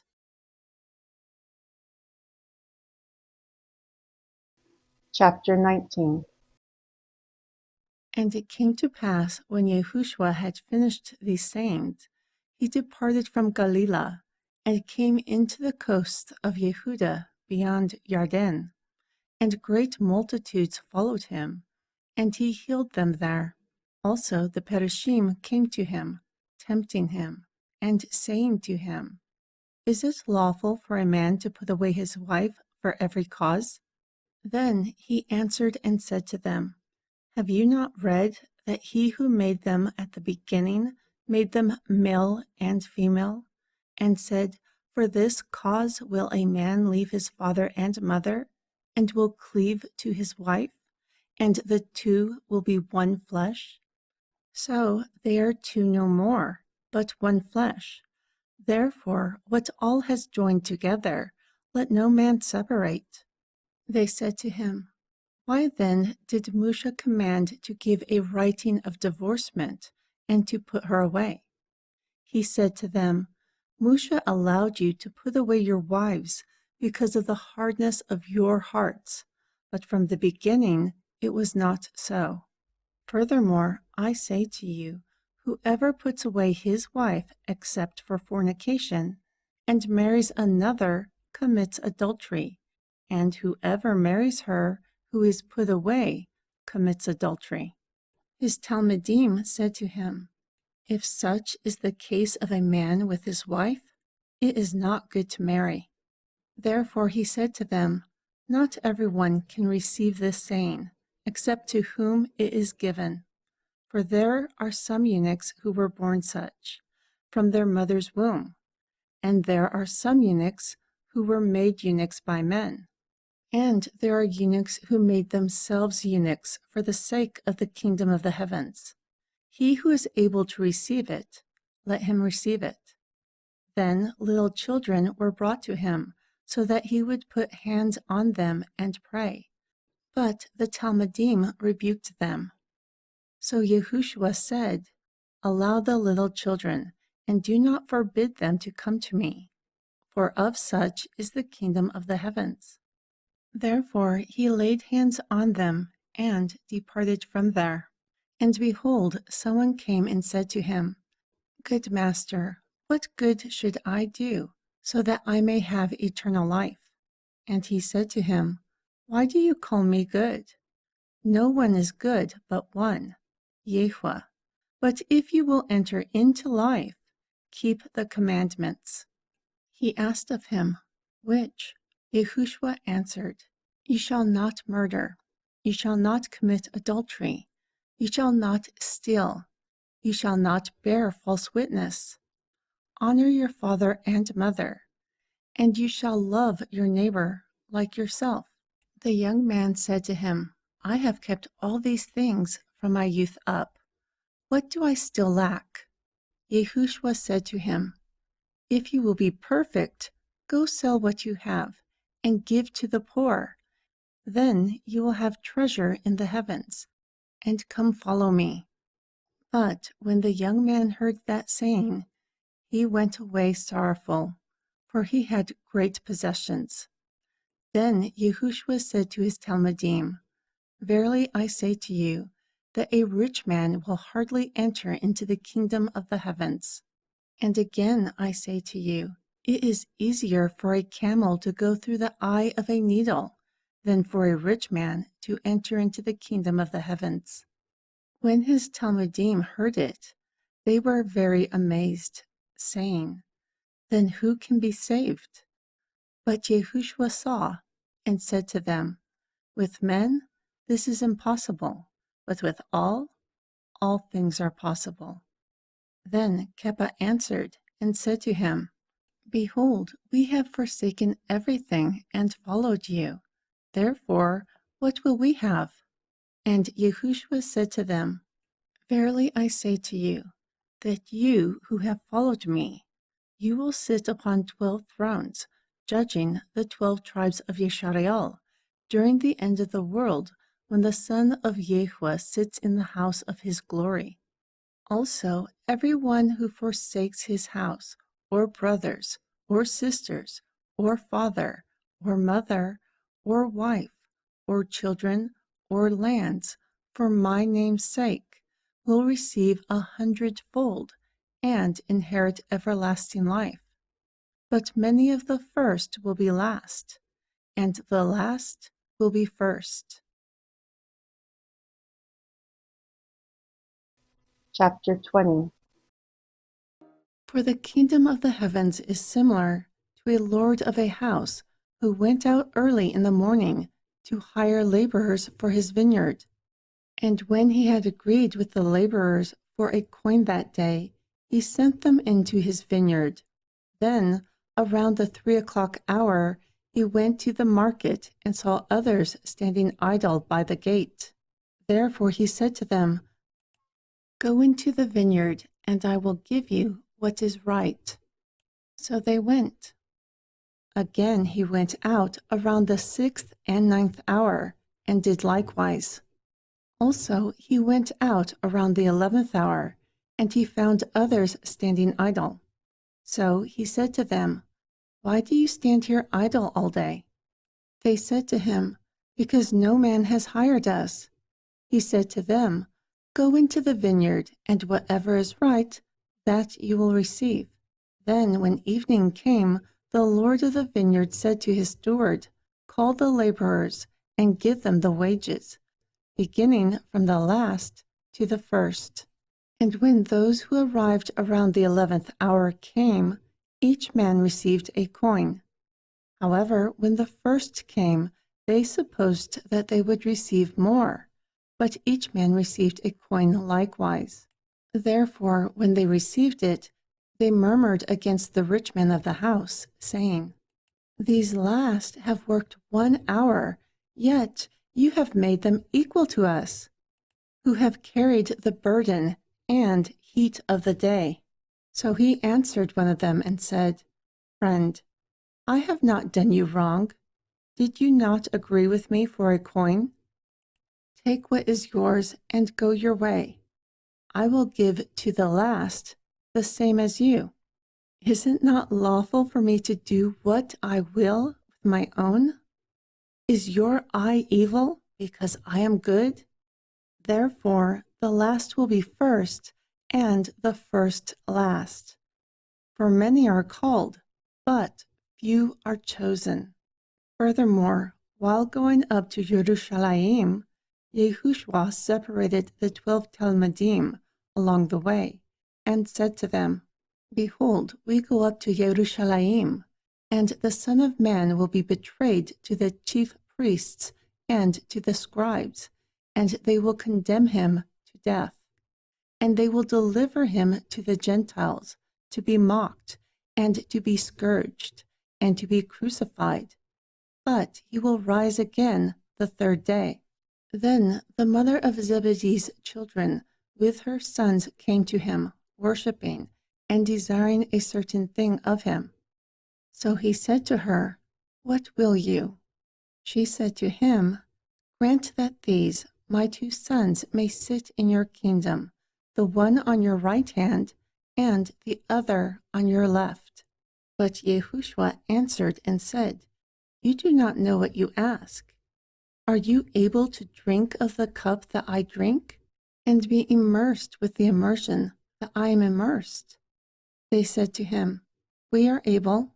Then he said to them, "Indeed, you will drink of my cup, and be immersed with the immersion that I am immersed. However, to sit on my right hand and on my left is not mine to give, but for whom it is prepared by my Father." Moreover, when the 10 heard of it, they were stirred with indignation against the two brothers. Then Yahushua called them and said, "You know that the princes of the Gentiles exercise dominion over them, and those who are great exercise authority upon them.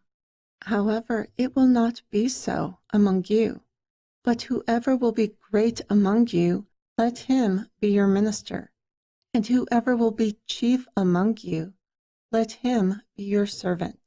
Just like the Son of Man did not come to be ministered to, but to minister and to give his life, a ransom for many."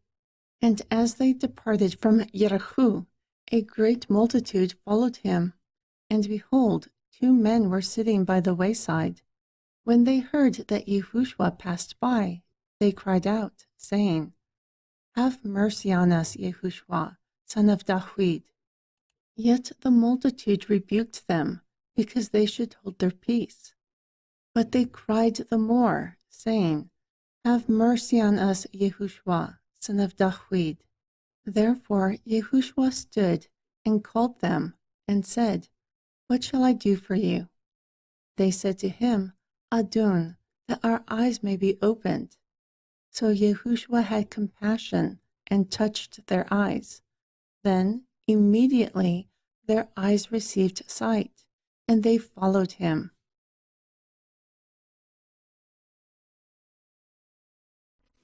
Chapter 21. And when they drew near to Jerusalem, and had come to Beit Pagai, to the Mount of Olives, then Yahushua sent two Talmudim, saying to them, "Go into the village before you, and quickly you will find an ass tied, and a colt with her. Loosen them and bring them to me. However, if anyone says anything to you, you will say, 'The Adon has need of them for his work.' Then he will send them immediately." All of this was done so that it might be fulfilled, which was spoken by the prophet, saying, "Say to the children of Yisrael, Behold, your king is coming, humble, sitting upon an ass, and upon the colt of an ass." Then the Talmudim went and did as Yahushua commanded them. Therefore he brought the ass and colt, and a very great multitude spread their garments along the way. Others cut down branches from the trees and strawed them along the way. Also, the multitudes who went ahead and those who followed cried, saying, "Hosanna, son of David, endowed is he who comes in the name of our Adon. Hosanna, you are endowed in the heavens." And when he had come into Jerusalem, the entire city was stirred, saying, "Who is this?" And the multitude said, "This is Yahushua, the prophet of Nazareth, of Galilee." Furthermore, Yahushua went into the temple of all, and cast out all those who sold and bought in the temple, and overthrew the tables of the money exchanges, and the seats of those who sold doves. Then he said to them, "It is written, My house will be called the house of prayer, but you have made it a den of thieves." Also the blind and the lame came to him in the temple, and he healed them. But when the chief priests and the scribes saw the wonderful things that he did, and the children crying in the temple, saying, "Endowed is the son of David," they were very unhappy. So they said to him, "Do you hear what they say?" And Yahushua said to them, "Yes, have you never read, out of the mouth of babes and sucklings, you will have perfect praise?" Then he left them and went out of the city into Beit Aniah, and he lodged there. Now in the morning, as he returned into the city, he was hungry. Then, when he saw a fig tree in the way, he came to it, and found nothing on it, but leaves only, and said to it, "Let no fruit grow on you from here on forever." And presently the fig tree withered away. And when the Talmudim saw it, they marveled, saying, "How has the fig tree withered away so soon?"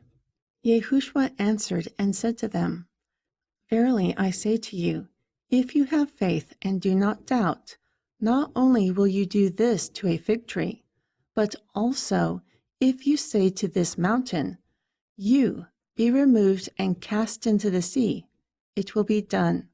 Moreover, all things, whatever you ask, believing in prayer, you will receive. And when he had come into the temple, the chief priests and the elders of the people came to him as he was teaching and said, "By what authority do you do these things? And who gave you this authority?" Therefore Yahushua answered and said to them, "I will ask you one thing also, which, if you tell me, I will likewise tell you by what authority I do these things. The immersion of Yochanan, from where did it come? From the heavens or from men?" So they reasoned among themselves, saying, "If we say, from the heavens, he will say to us, then why did you not believe him? But if we say from men, we fear the people, because they all consider Yochanan as a prophet." Therefore they answered Yahushua and said, "We cannot tell." So too he said to them, "Nor will I tell by what authority I do these things. But what do you think? A man had 2 sons, and he came to the first and said, 'Son, go work in my vineyard today.' He answered and said, 'I will not.' But afterwards he repented and went. Also he came to the second son and said likewise. And he answered, saying, 'I will, sir.' But he did not go. Which of the 2 did the will of the Father? They said to him, 'The first.' Yahushua said to them, 'Verily I say to you that publicans and harlots will go into the kingdom of Yahuwah before you, because Yochanan came to you in the way of righteousness, yet you did not believe him. However, the publicans and the harlots believed him. Furthermore, you, when you saw it, did not repent afterwards, so that you might believe him.' Listen to another parable. There was a certain lord of a house who planted a vineyard and hedged it round about, and dug a winepress in it, and built a tower, and lent it to husbandmen, and went into a far country. Then, when the time of the fruit drew near, he sent his servants to the husbandmen, so that they might receive its fruits. However, the husbandmen took his servants. Then they beat one, and killed another, and stoned another. Again he sent other servants, more than the first, and they did the same to them. But last of all he sent his son to them, saying, 'They will respect my son.' But when the husbandmen saw the son, they said among themselves, 'This is the heir. Come, let us kill him, and let us capture his inheritance.' So they caught him, and threw him out of the vineyard, and killed him. Therefore, when the Lord of the vineyard comes, what will he do to those husbandmen?" They answered him, "He will destroy those wicked men miserably, and will lend his vineyard out to other husbandmen, who will render him the fruits in their seasons." Yahushua said to them, "Did you not ever read in the scriptures, 'The stone that the builders rejected, the same has become the head of the arch'? This is Allah's doing, and it is marvelous in our eyes. Therefore I say to you, the kingdom of Yahuwah will be taken from you, and given to a nation that brings forth its fruits. Furthermore, whoever falls upon this stone will be broken. However, whoever it falls upon will be ground to powder." Moreover, when the chief priests and Perishim heard his parables, they realized that he was talking about them. But when they sought to lay hands upon him, they feared the multitude, because they took him as a prophet. Chapter 22. And Yahushua answered and spoke to them again by parables, and said, "The kingdom of the heavens is similar to a certain king, who made a marriage for his son. So he sent out his servants to call those who were invited to the wedding, but they would not come. Again he sent out other servants, saying, "Tell those who are invited, behold, I have prepared my dinner. My oxen and fatlings are killed, and everything is ready. Come to the marriage." But they made light of it and went their ways, one to his farm, another to his merchandise. Also the remnant took his servants and treated them spitefully and killed them. Then, when the king heard of it, he was angry and sent out his armies and destroyed those murderers and burned up their city. Furthermore, he said to his servants, "The wedding is ready, but those who were invited are not worthy. Therefore, go into the highways, and as many as you shall find, invite to the marriage." So those servants went out into the highways and gathered together everyone, as many as they found, both good and bad, and the wedding was furnished with guests. However, when the king came in to see the guests, he saw a man there who did not have on a wedding garment. Therefore he said to him, "Friend, why did you come in here not having a wedding garment?" But he was speechless.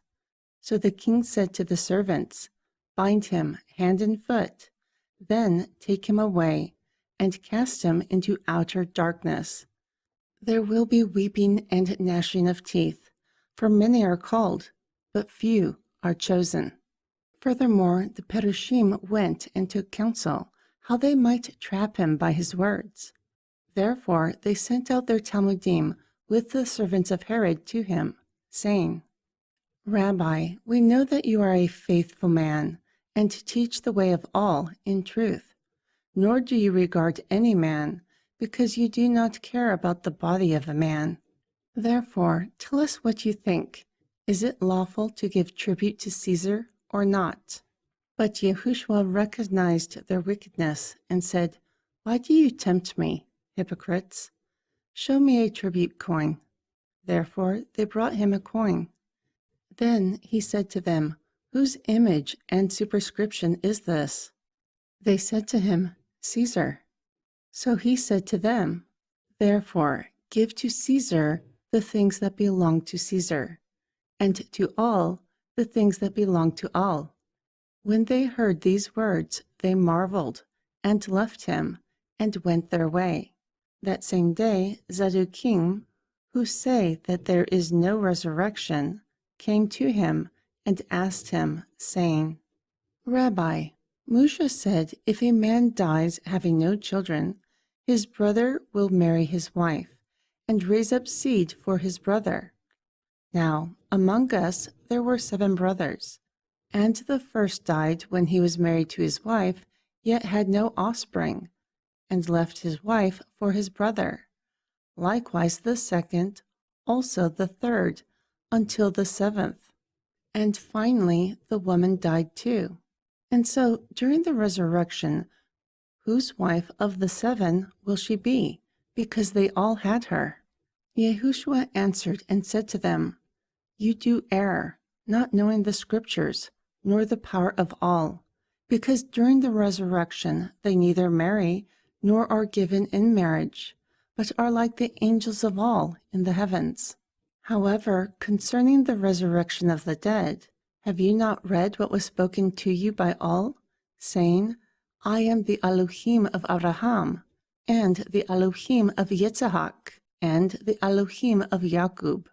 He is not the Eloah of the dead, but of the living." And when the multitude heard, they were astonished by his doctrine.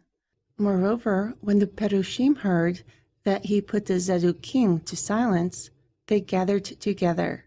Then one of them, who was a lawyer, asked, tempting him and saying, "Rabbi, which is the greatest commandment in the Torah?" Yehoshua answered him, "You shall love your Elohim with all your heart, and with all your soul, and with all your mind. This is the first and greatest commandment. Also, the second is similar to it.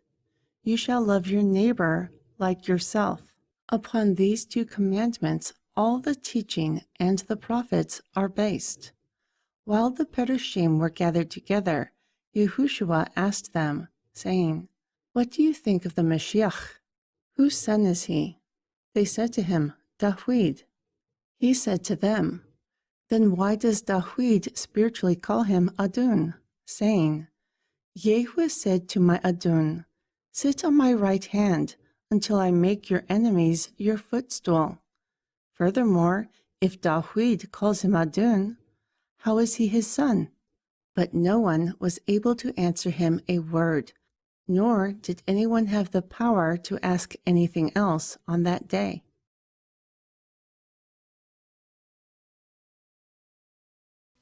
Chapter 23. Then Yehoshua spoke to the multitude and to his Talmudim, saying, "The scribes and the Perushim sit in the seat of Moshe. Therefore, all that they say to observe, you observe and do. But do not follow their works, because they say, yet do not do. For they load heavy burdens upon the shoulders of men, which are difficult, yet they will not touch them with one of their fingers. However, all of their works they do to be seen by men. They wear great decorations on their garment, and fine fabric. Also, they love the best seats at feasts, and the chief seats in their synagogues, and to be greeted in the markets, and to be called rabbi by men. But you must not desire to be called rabbi, for one is your teacher, and all of you are brethren. Furthermore, you must not desire to be called father upon the earth, for one is your Father, who is in the heavens. Nor to be called Adon, for the Mashiach is Adon. But he who is great among you will be your servant.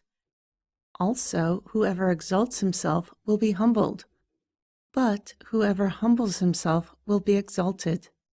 Woe to you, scribes and Perushim, hypocrites, for you shut up the kingdom of the heavens against men, because you will not go in, nor will you allow those who are entering to go in. Woe to you, scribes and Perushim, hypocrites, for you eat the houses of widows, but begin with a long prayer. Therefore you will receive the greater damnation. Woe to you, scribes and Perushim, hypocrites, for you encompass the land and sea to convert someone, and when he is converted, you make him twice as evil as yourselves. Woe to you, blind guides, who say, "Whoever will swear by the temple, it is nothing, but whoever will swear by the gold of the temple, he is a debtor." Fools and blind. For what is greater, the gold or the temple that sanctifies the gold? Also, whoever swears by the altar, it is nothing, but whoever swears by the gift that is upon it, he is guilty. Fools and blind. For what is greater, the gift or the altar that sanctifies the gift? Therefore, whoever swears by the altar swears by it and by everything upon it. And whoever swears by the temple swears by it and by him who dwells in it. Furthermore, he who swears by the heavens swears by the throne of all, and by him who sits upon it. Woe to you, scribes and Perushim, hypocrites, for you pay tithes of mint and anise and cumin, but ignore the Torah, righteousness, mercy, and faith. These you should have done, and not left undone. Blind guides, you will chew a flea, but swallow a camel. Woe to you, scribes and Perushim, hypocrites, for you make the outside of the cup and platter clean, but within they are full of extortion and excess. Blind Perushim, first clean what is within the cup and platter, so that the outside of them may be clean also. Woe to you, scribes and Perushim, hypocrites, for you are similar to a white sepulchre, which indeed appears beautiful on the outside, but inside it is full of dead bones and everything that is unclean. Likewise, you appear to be righteous men on the outside, but within you are full of hypocrisy and iniquity. Woe to you, scribes and perushim, hypocrites, because you build the tombs of the prophets and garnish the sepulchres of the righteous. Yet you say, if we had lived during the days of our fathers, we would not have partaken with them in the blood of the prophets. But you are witnesses of yourselves, for you are the children of those who killed the prophets, filling up the measure of your fathers. Serpents, generation of vipers, how will you escape the damnation of hell? Therefore, behold, I am sending prophets and wise men and scribes to you. Still yet of them you will kill and crucify, and of them you will scourge in your synagogues and persecute from city to city, so that all the righteous blood shed upon the earth, from the righteous blood of Habel to the blood of Zechariah, the son of Barakyahu, whom you killed between the temple and the altar, will come upon you. Verily I say to you, all these things will come upon this generation. O Yerushalayim, Yerushalayim, who kills the prophets and stones those who are sent to you, how often I would have gathered your children together, even like a hen gathers her chicks under wings, but you would not. Behold, your house is left to you desolate. For I say, from today you will not see me until you say, Blessed is he who comes in the name of all.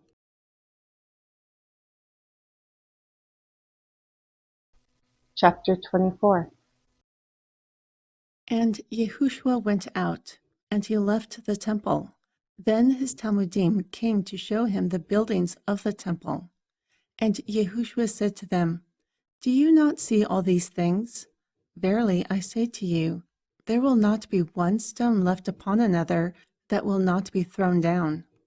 Furthermore, as he sat upon the Mount of Olives, the Talmudim came to him privately, saying, Tell us, when will these things happen?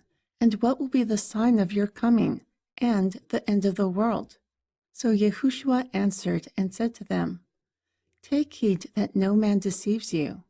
For many will come in my name, saying, I am the Mashiach, and will deceive many. Also you will hear of wars and rumors of wars. See that you are not troubled, because all things must come to pass. Yet it still is not the end. For a nation will rise against a nation, and a kingdom against a kingdom. Also there will be famines and diseases and earthquakes in diverse places. All this is the beginning of sorrows. Furthermore, they will deliver you up to be afflicted, and will kill you. Also, you will be hated by all nations for the sake of my name. Then many will be offended, and will betray one another, and will hate one another. Moreover, many false prophets will rise, and deceive many. And because iniquity will abound, love will grow cold for many. But he who endures to the end, he will be saved. Also, the gospel of the kingdom will be preached in the entire world for a witness to all nations. Then the end will come. Therefore, when you see the abomination of desolation standing in the holy place, spoken of by Daniel, the prophet, then let those who are in Yehuda flee to the mountains. Let him who is on the housetop not come down to take anything out of his house, nor let him who is in the field return back to take his clothes. And woe to those who are pregnant, and to those who are nursing during those days. Also pray to Yahuwah that your flight is not in the winter, nor on the day of Shabbat. For there will be great tribulation, like has never been since the beginning of the world until this time, nor will ever be. And unless Yahuwah does not shorten those days, no man will be saved. But for the sake of the chosen ones of Yahweh, those days will be shortened.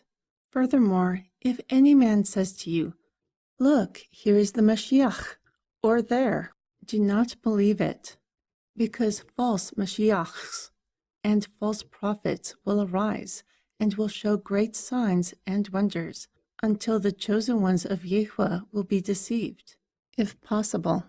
Behold, I tell you this in advance. If they will say to you, "Behold, he is in the desert," do not go out. "Behold, he is in the secret chambers," do not believe. For just like the lightning comes out of the east and shines even to the west, so too will the coming of the son of Alua be. For wherever the carcass is, there the eagles will be gathered together.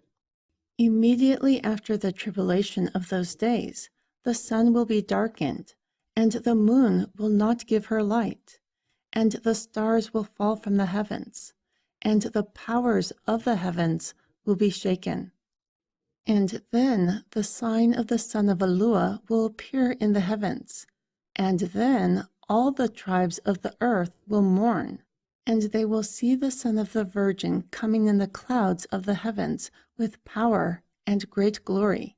And he will send his angels with a great sound of a trumpet, and they will gather together his elect from the four winds, from one end of the heavens to the other. Now, learn the parable of the fig tree. When its branch is still tender and puts forth leaves, you know that summer is near. Likewise, when you see all these things, you know that it is near. It is at the doors. Verily I say to you, this generation will not pass until all these things are fulfilled. Heaven and earth will pass away, but my words will not pass away. And no man, nor angel, nor son knows the day nor hour, but the Heavenly Father only. And just like in the days of Noach, so too will the coming of the Son of the Virgin be. For just like in the days that were before the flood, they were eating and drinking, marrying and giving in marriage, until the day that Noach entered into the ark. Yet they did not know until the flood came and took them all away. So too the coming of the Son of the Virgin will be. Moreover, two will be in the field, one will be taken and the other left. Two will be grinding at the mill, one will be taken and the other left. Therefore, wake up, because you do not know what hour the master will come. But know this, if the rich man of the house had known during what hour the thief would come, he would have stayed awake and not allowed his house to be broken into. Therefore, you must be ready, for you do not know in what hour the son of Alua will come. So then, whom is the faithful and wise servant that his adon will make ruler over his household, to give them grain in due season? Endowed is that servant, whom his adon finds watchful and doing so. Verily I say to you, that he will make him ruler over all his goods. However, if an evil servant says in his heart, Adonai delays his coming, and begins to attack fellow servants, and eat and drink with the drunks, the adon of that servant will come during a day when he is not looking, and during an hour that he is not aware, and he will cut him asunder, and appoint his portion with the hypocrites. There will be weeping and gnashing of teeth. Chapter 25. Then the kingdom of the heavens will be similar to 10 virgins, who took their lamps and went on a path to meet the bridegroom and bride. Also 5 of them were wise, and 5 were foolish. Those who were foolish took their lamps, but took no oil with them. However, the wise took oil in their vessels with their lamps. While the bridegroom tarried, they all slumbered and slept. Furthermore, a cry was made at midnight, "Wake up! Behold, the bridegroom comes. Go out to meet him." Then all those virgins arose and trimmed their lamps. Yet the foolish said to the wise, "Give us of your oil, for our lamps have gone out." But the wise answered, saying, "There might not be enough for you and us. Go to those who sell and buy for yourselves." Then, while they went to buy, the bridegroom came, and those who were ready went in with him to the marriage, and the door was shut. Afterwards the other virgins came, saying, "Adon, Adon, open to us." But he answered and said, "Verily I say to you, I do not know you. Therefore be awake, because you do not know the day nor hour." It will be like a man traveling into a far country, who called his own servants and delivered his goods to them. And he gave 5 talents to one, 2 to another, and 1 to another, to each man according to his ability. Then he quickly took his journey. Furthermore, he who had received 5 talents worked with them and gained 5 more. Likewise, he who had 2 gained 2 more also. But he who had received 1 went and dug in the earth and hid his master's money. After a long time, the master of those servants came and reckoned with them. And so he who had received 5 talents came and brought another 5 talents, saying, "Master, you delivered to me 5 talents. Behold, I have gained 5 more talents besides them." Then the master said to him, "Well done, you good and faithful servant. You have been faithful over a few things. I will make you a ruler over many things. Enter into the joy of your master." Also, he who had received 2 talents came and said, "Master, you delivered to me 2 talents. Behold, I have gained 2 more talents besides them." His master said to him, "Well done, you good and faithful servant. You have been faithful over a few things. I will make you ruler over many things. Enter into the joy of your master." Then he who had received 1 talent came and said, "Master, I know that you are a hard man, reaping where you have not sown, and gathering where you have not strawed. Therefore I was afraid, and went and hid your talent in the earth. Look, you have yours." His master answered and said to him, "Wicked and lazy servant, you know that I reap where I do not sow, and gather where I do not straw. Therefore you ought to have put my money with the money exchangers, and at my coming I would have received my own with interest. Therefore take the talent from him, and give it to him who has 10 talents. For unto everyone who has will be given, and he will have abundantly. But for him who does not have, it will be taken away, even that which he has. Also cast the worthless servant into utter darkness. There will be weeping and gnashing of teeth. When the Son of Aluah comes in his glory, and all the holy angels with him, then he will sit upon the throne of his glory, and all the nations will be gathered before him, and he will separate them one from another, like a shepherd divides the sheep from the goats. Furthermore, he will separate the sheep on his right hand, but the goats on his left. Then the king will say to those on his right hand, "Come, endowed of my Father. Inherit the kingdom that was prepared for you from the foundation of the world. For I was hungry, and you gave me grain. I was thirsty, and you gave me a drink. I was a stranger, and you took me in. Naked, and you clothed me. I was sick, and you visited me. I was in prison, and you came to me." Then the righteous will answer him, saying, "Adon, when did we see you hungry and feed, or thirsty and give drink? When did we see a stranger and take in, or naked and clothed? Or when did we see you sick or in prison, and came to you.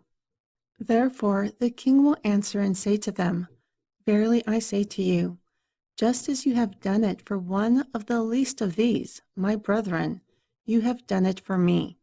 Then also he will say to them on the left hand, Depart from me, you are cursed into everlasting fire, prepared for the devil and his angels. For I was hungry, but you did not give me food. I was thirsty, but you did not give me a drink.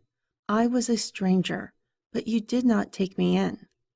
Naked, but you did not clothe me. Sick and in prison, but you did not visit me. Then they will answer him, saying, Adon, when did we see you hungry, or thirsty, or a stranger, or naked, or sick, or in prison, and did not minister to you? Therefore he will answer them, saying, Verily I say to you, just as you did not do it for one of the least of these, you did not do it for me. Moreover, those will go into everlasting punishment, but the righteous into eternal life.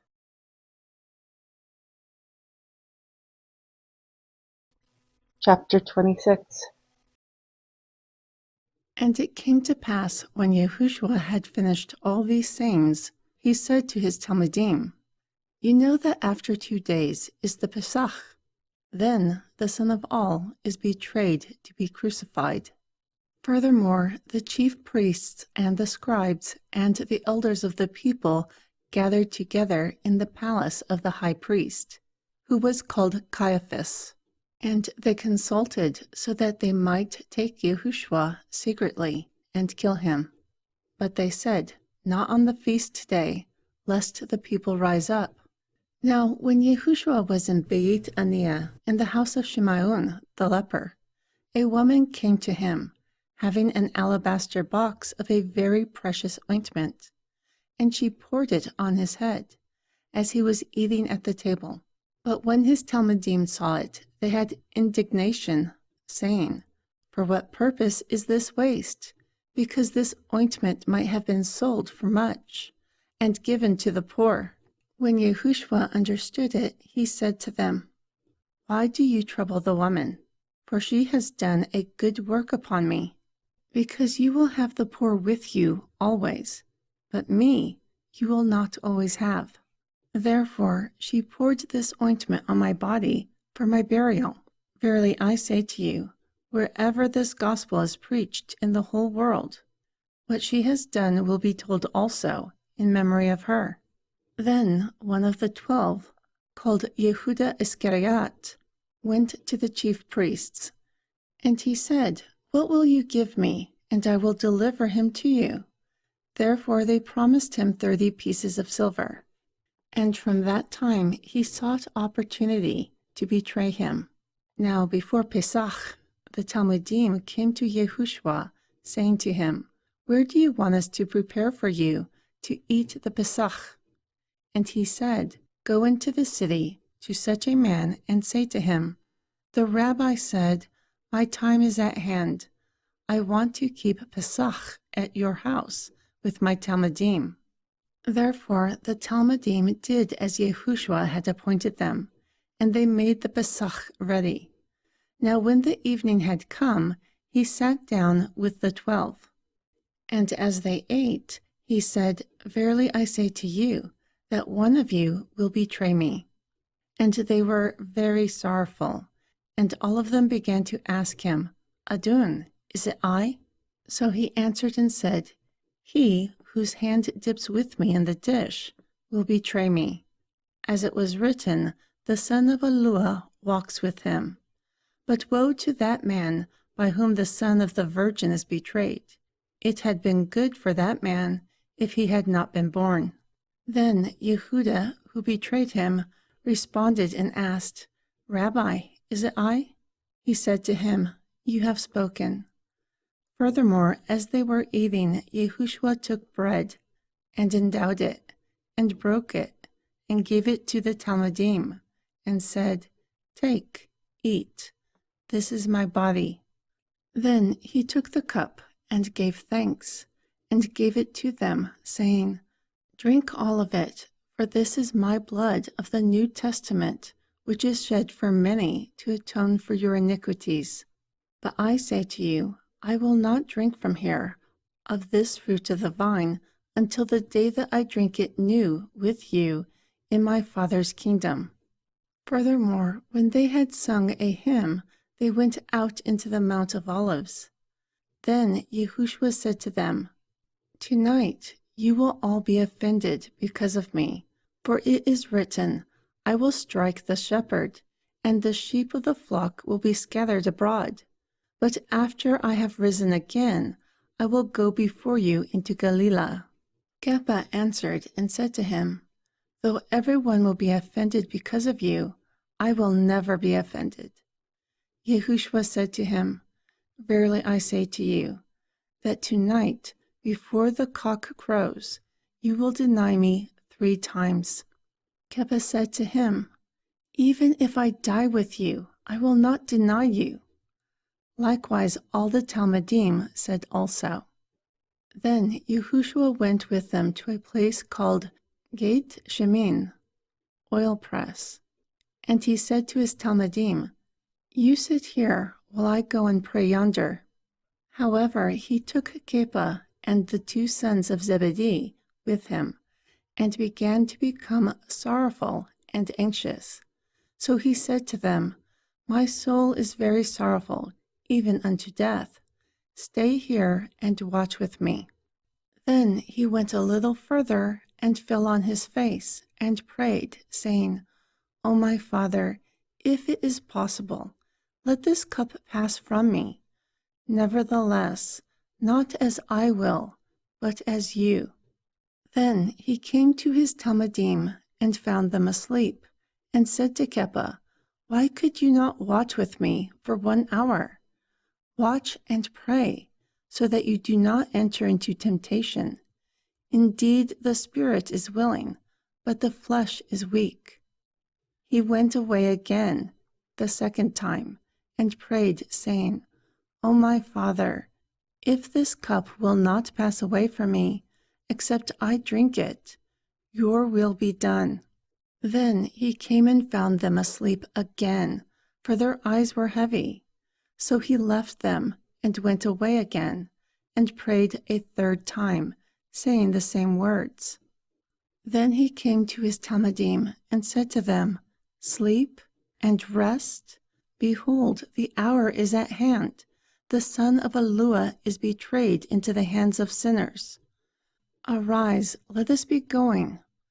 Look, he who betrayed me is at hand."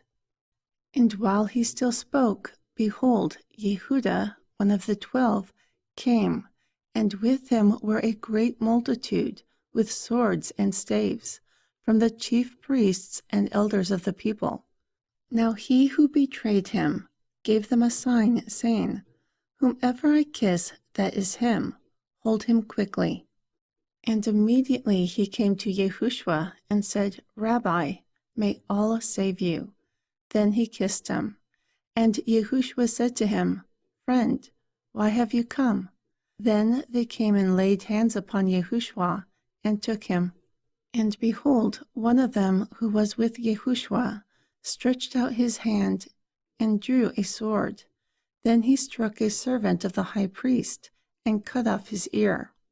So Yahushua said to him, "Put up your sword into its place again, for all those who take the sword will perish with the sword. Do you not think I can pray to my Father so that he would give me more than 12 legions of angels? But then, how will the scriptures be fulfilled? Therefore it must be." During that same hour, Yahushua said to the multitudes, "Have you come out with swords and staves to take me, as if I were a thief? I sat with you daily, teaching in the temple, yet you did not lay hold of me. Yet all this was done so that the scriptures of the prophets might be fulfilled." Then all the Talmudim forsook him and fled. And those who laid hold of Yahushua led him away to Caiaphas the high priest, where the scribes and the elders were assembled. However, Kepha followed him afar off, to the palace of the high priest. Then he went in and sat with the servants to see the end. Furthermore, the chief priests and elders and all the council sought false witnesses against Yehoshua to put him to death. Although many false witnesses came, they found none. At the end, 2 false witnesses came, and they said, "He said, I am able to destroy the temple of all and rebuild it in 3 days." So the high priest arose and said to him, "Can you not answer for what these witnesses have against you?" But Yehoshua held his peace, and the high priest answered and said to him, "I adjured you, by the living all, that you tell us whether you are the Mashiach, the Son of the living all." Yehoshua said to him, "You have spoken. Nevertheless, I say to you, after this you will see the Son of the Virgin sitting on the right hand of power, and coming in the clouds of the heavens." Then the high priest tore his clothes, saying, "He has spoken blasphemy. What further need have we of witnesses? Behold, now you have heard his blasphemy. What do you think?" They answered and said, "He is guilty of death." Then they spat in his face and struck him, and others struck him with the palm of their hands, saying, "Prophesy to us, Mashiach. Who struck you?" Furthermore, Kepha sat outside in the palace, and a damsel came to him, saying, "You were with Yehoshua of Galilee also." But he denied before everyone, saying, "I do not know what you're talking about." And when he had gone out into the porch, another saw him and said to those who were there, "He was with Yehoshua the Nazarite also." Therefore he denied again with an oath, "I do not know the man." And after a while, those who stood by came and said to Kepha, "Surely you are one of them also, for your speech betrays you." So he began to curse and swear, "I do not know the man." And immediately the cock crowed. Then Kepha remembered the word of Yehoshua, who said to him, "Before the cock crows, you will deny me 3 times." Therefore he went out and wept bitterly. Chapter 27. When the morning came, all the chief priests and elders of the people took counsel against Yehoshua to put him to death. And when they had bound him, they led him away and delivered him to Pontius Pilate, the governor. Then Yehuda, who had betrayed him, when he saw that he was condemned, repented himself, and brought the 30 pieces of silver to the chief priests and elders again, saying, "I have sinned in that I have betrayed innocent blood." But they said, "What is that to us? Look at yourself." Therefore he threw down the pieces of silver in the temple, and departed, and went and hanged himself. Then the chief priests took the silver pieces and said, "It is not lawful to put them in the treasury, because it is the price of blood." So they took counsel and bought the potter's field to bury strangers. This is why the field is called the field of blood to this day. Then what had been spoken by Jeremiah the prophet was fulfilled, saying, "And they took 30 pieces of silver, the price of him whom was valued, whom the children of Yeshariel valued, and gave them for the potter's field, as Adon appointed." Furthermore, Yehoshua stood before the governor, and the governor asked him, saying, "Are you the king of the Yehudim?" Therefore Yehoshua said to him, "You have spoken." Yet he answered nothing when the chief priests and elders accused him. So Pilate asked him, "Do you not hear how many things they witness against you?" But he did not answer a word to him, such that the governor marveled greatly. Now at the feast the governor was known to release a prisoner to the people, whom they wanted. Also, they had a notable prisoner called Barabbas. Therefore, when they were gathered together, Pilate asked them, "Whom do you want me to release to you, Barabbas or Yehoshua, who is called Mashiach?" For he knew that it was because of envy that they had delivered him. When he was set down on the judgment seat, his wife went to him, saying, "Have nothing to do with this righteous man, for I have suffered many things in a dream today because of him." However, the chief priests and elders persuaded the multitude that they should ask for Barabbas and destroy Yehoshua. The governor replied and asked them, "Which of the two shall I release to you?" They said, "Barabbas." Pilate said to them, "Then what should I do with Yehoshua, who is called Mashiach?" Everyone said to him, "Let him be crucified." Therefore the governor asked, "Why? What evil has he done?" But they cried out more, saying, "Let him be crucified." When Pilate saw that he could not prevail, rather an uproar was made, he took water and washed hands before the multitude, saying, "Behold, I am innocent of the blood of this righteous person." Then all the people answered and said, "His blood is upon us and upon our children." Therefore he released Barabbas to them. Also, once Yehoshua was beaten, he had him delivered to be crucified. Then the soldiers of the governor took Yehoshua into the common hall, and the entire band gathered to him. And they stripped him and put a scarlet robe upon him. And they made a crown of thorns, putting it upon his head, and a reed in his right hand. Then they bowed the knee before him, and mocked him, saying, "Hail, King of the Yehudim!" Then they spit upon him, and took the reed and struck him on the head. And after that they mocked him. They took the robe off of him, and put his own clothes on him, and led him away to be crucified. And as they came out, they found a man of Gurini, Shimaun by name. They compelled him to carry his cross.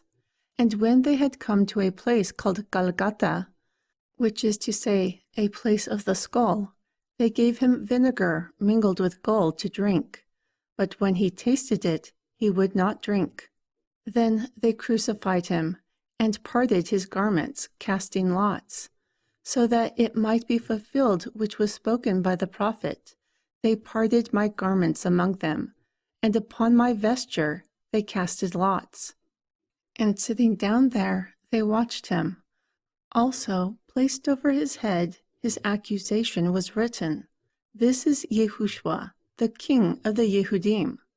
Then 2 thieves were crucified with him, one on the right hand and another on the left.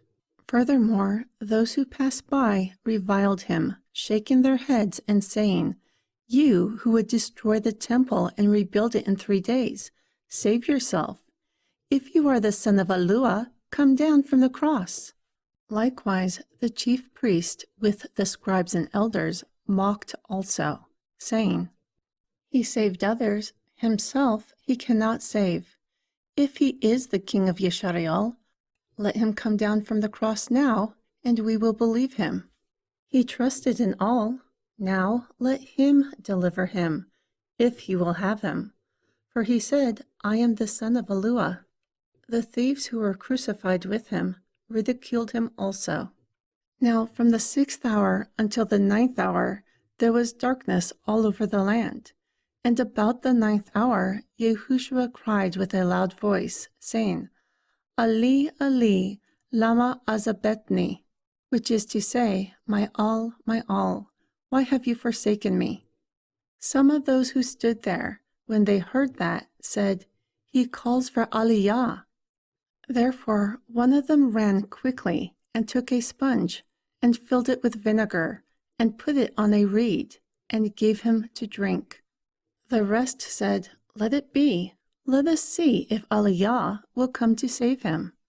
When Yehoshua cried with a loud voice again, he released the Ruach Kodesh. And behold, the veil of the temple was torn in two, from the top to the bottom, and the earth quaked, and the rocks tore. Furthermore, the graves were opened, and many bodies of the saints who slept arose and came out of the graves after the resurrection, and went into the holy city, and appeared to many. And when the centurion and those who were with him watching Yahushua saw the earthquake and those things that were done, they feared greatly, saying, Truly, this was the son of Elua.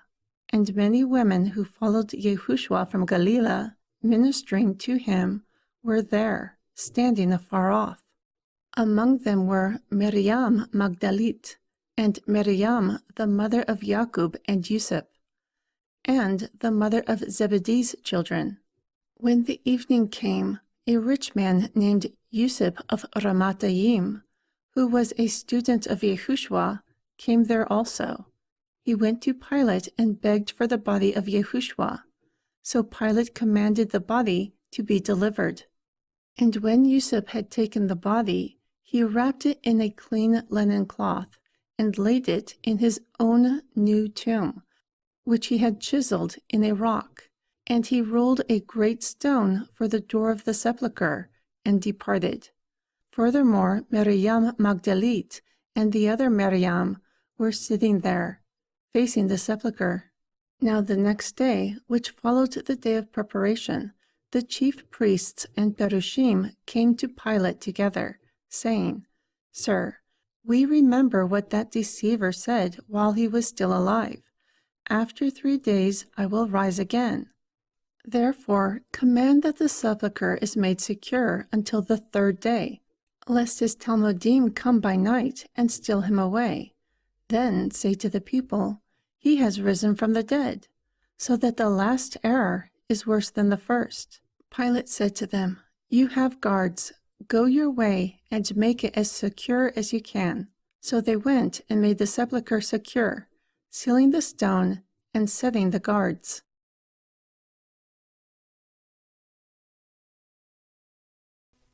Chapter 28. In the end of Shabbat, as it began to dawn towards the first of weeks, Miriam Magdalite and the other Miriam came to see the sepulchre.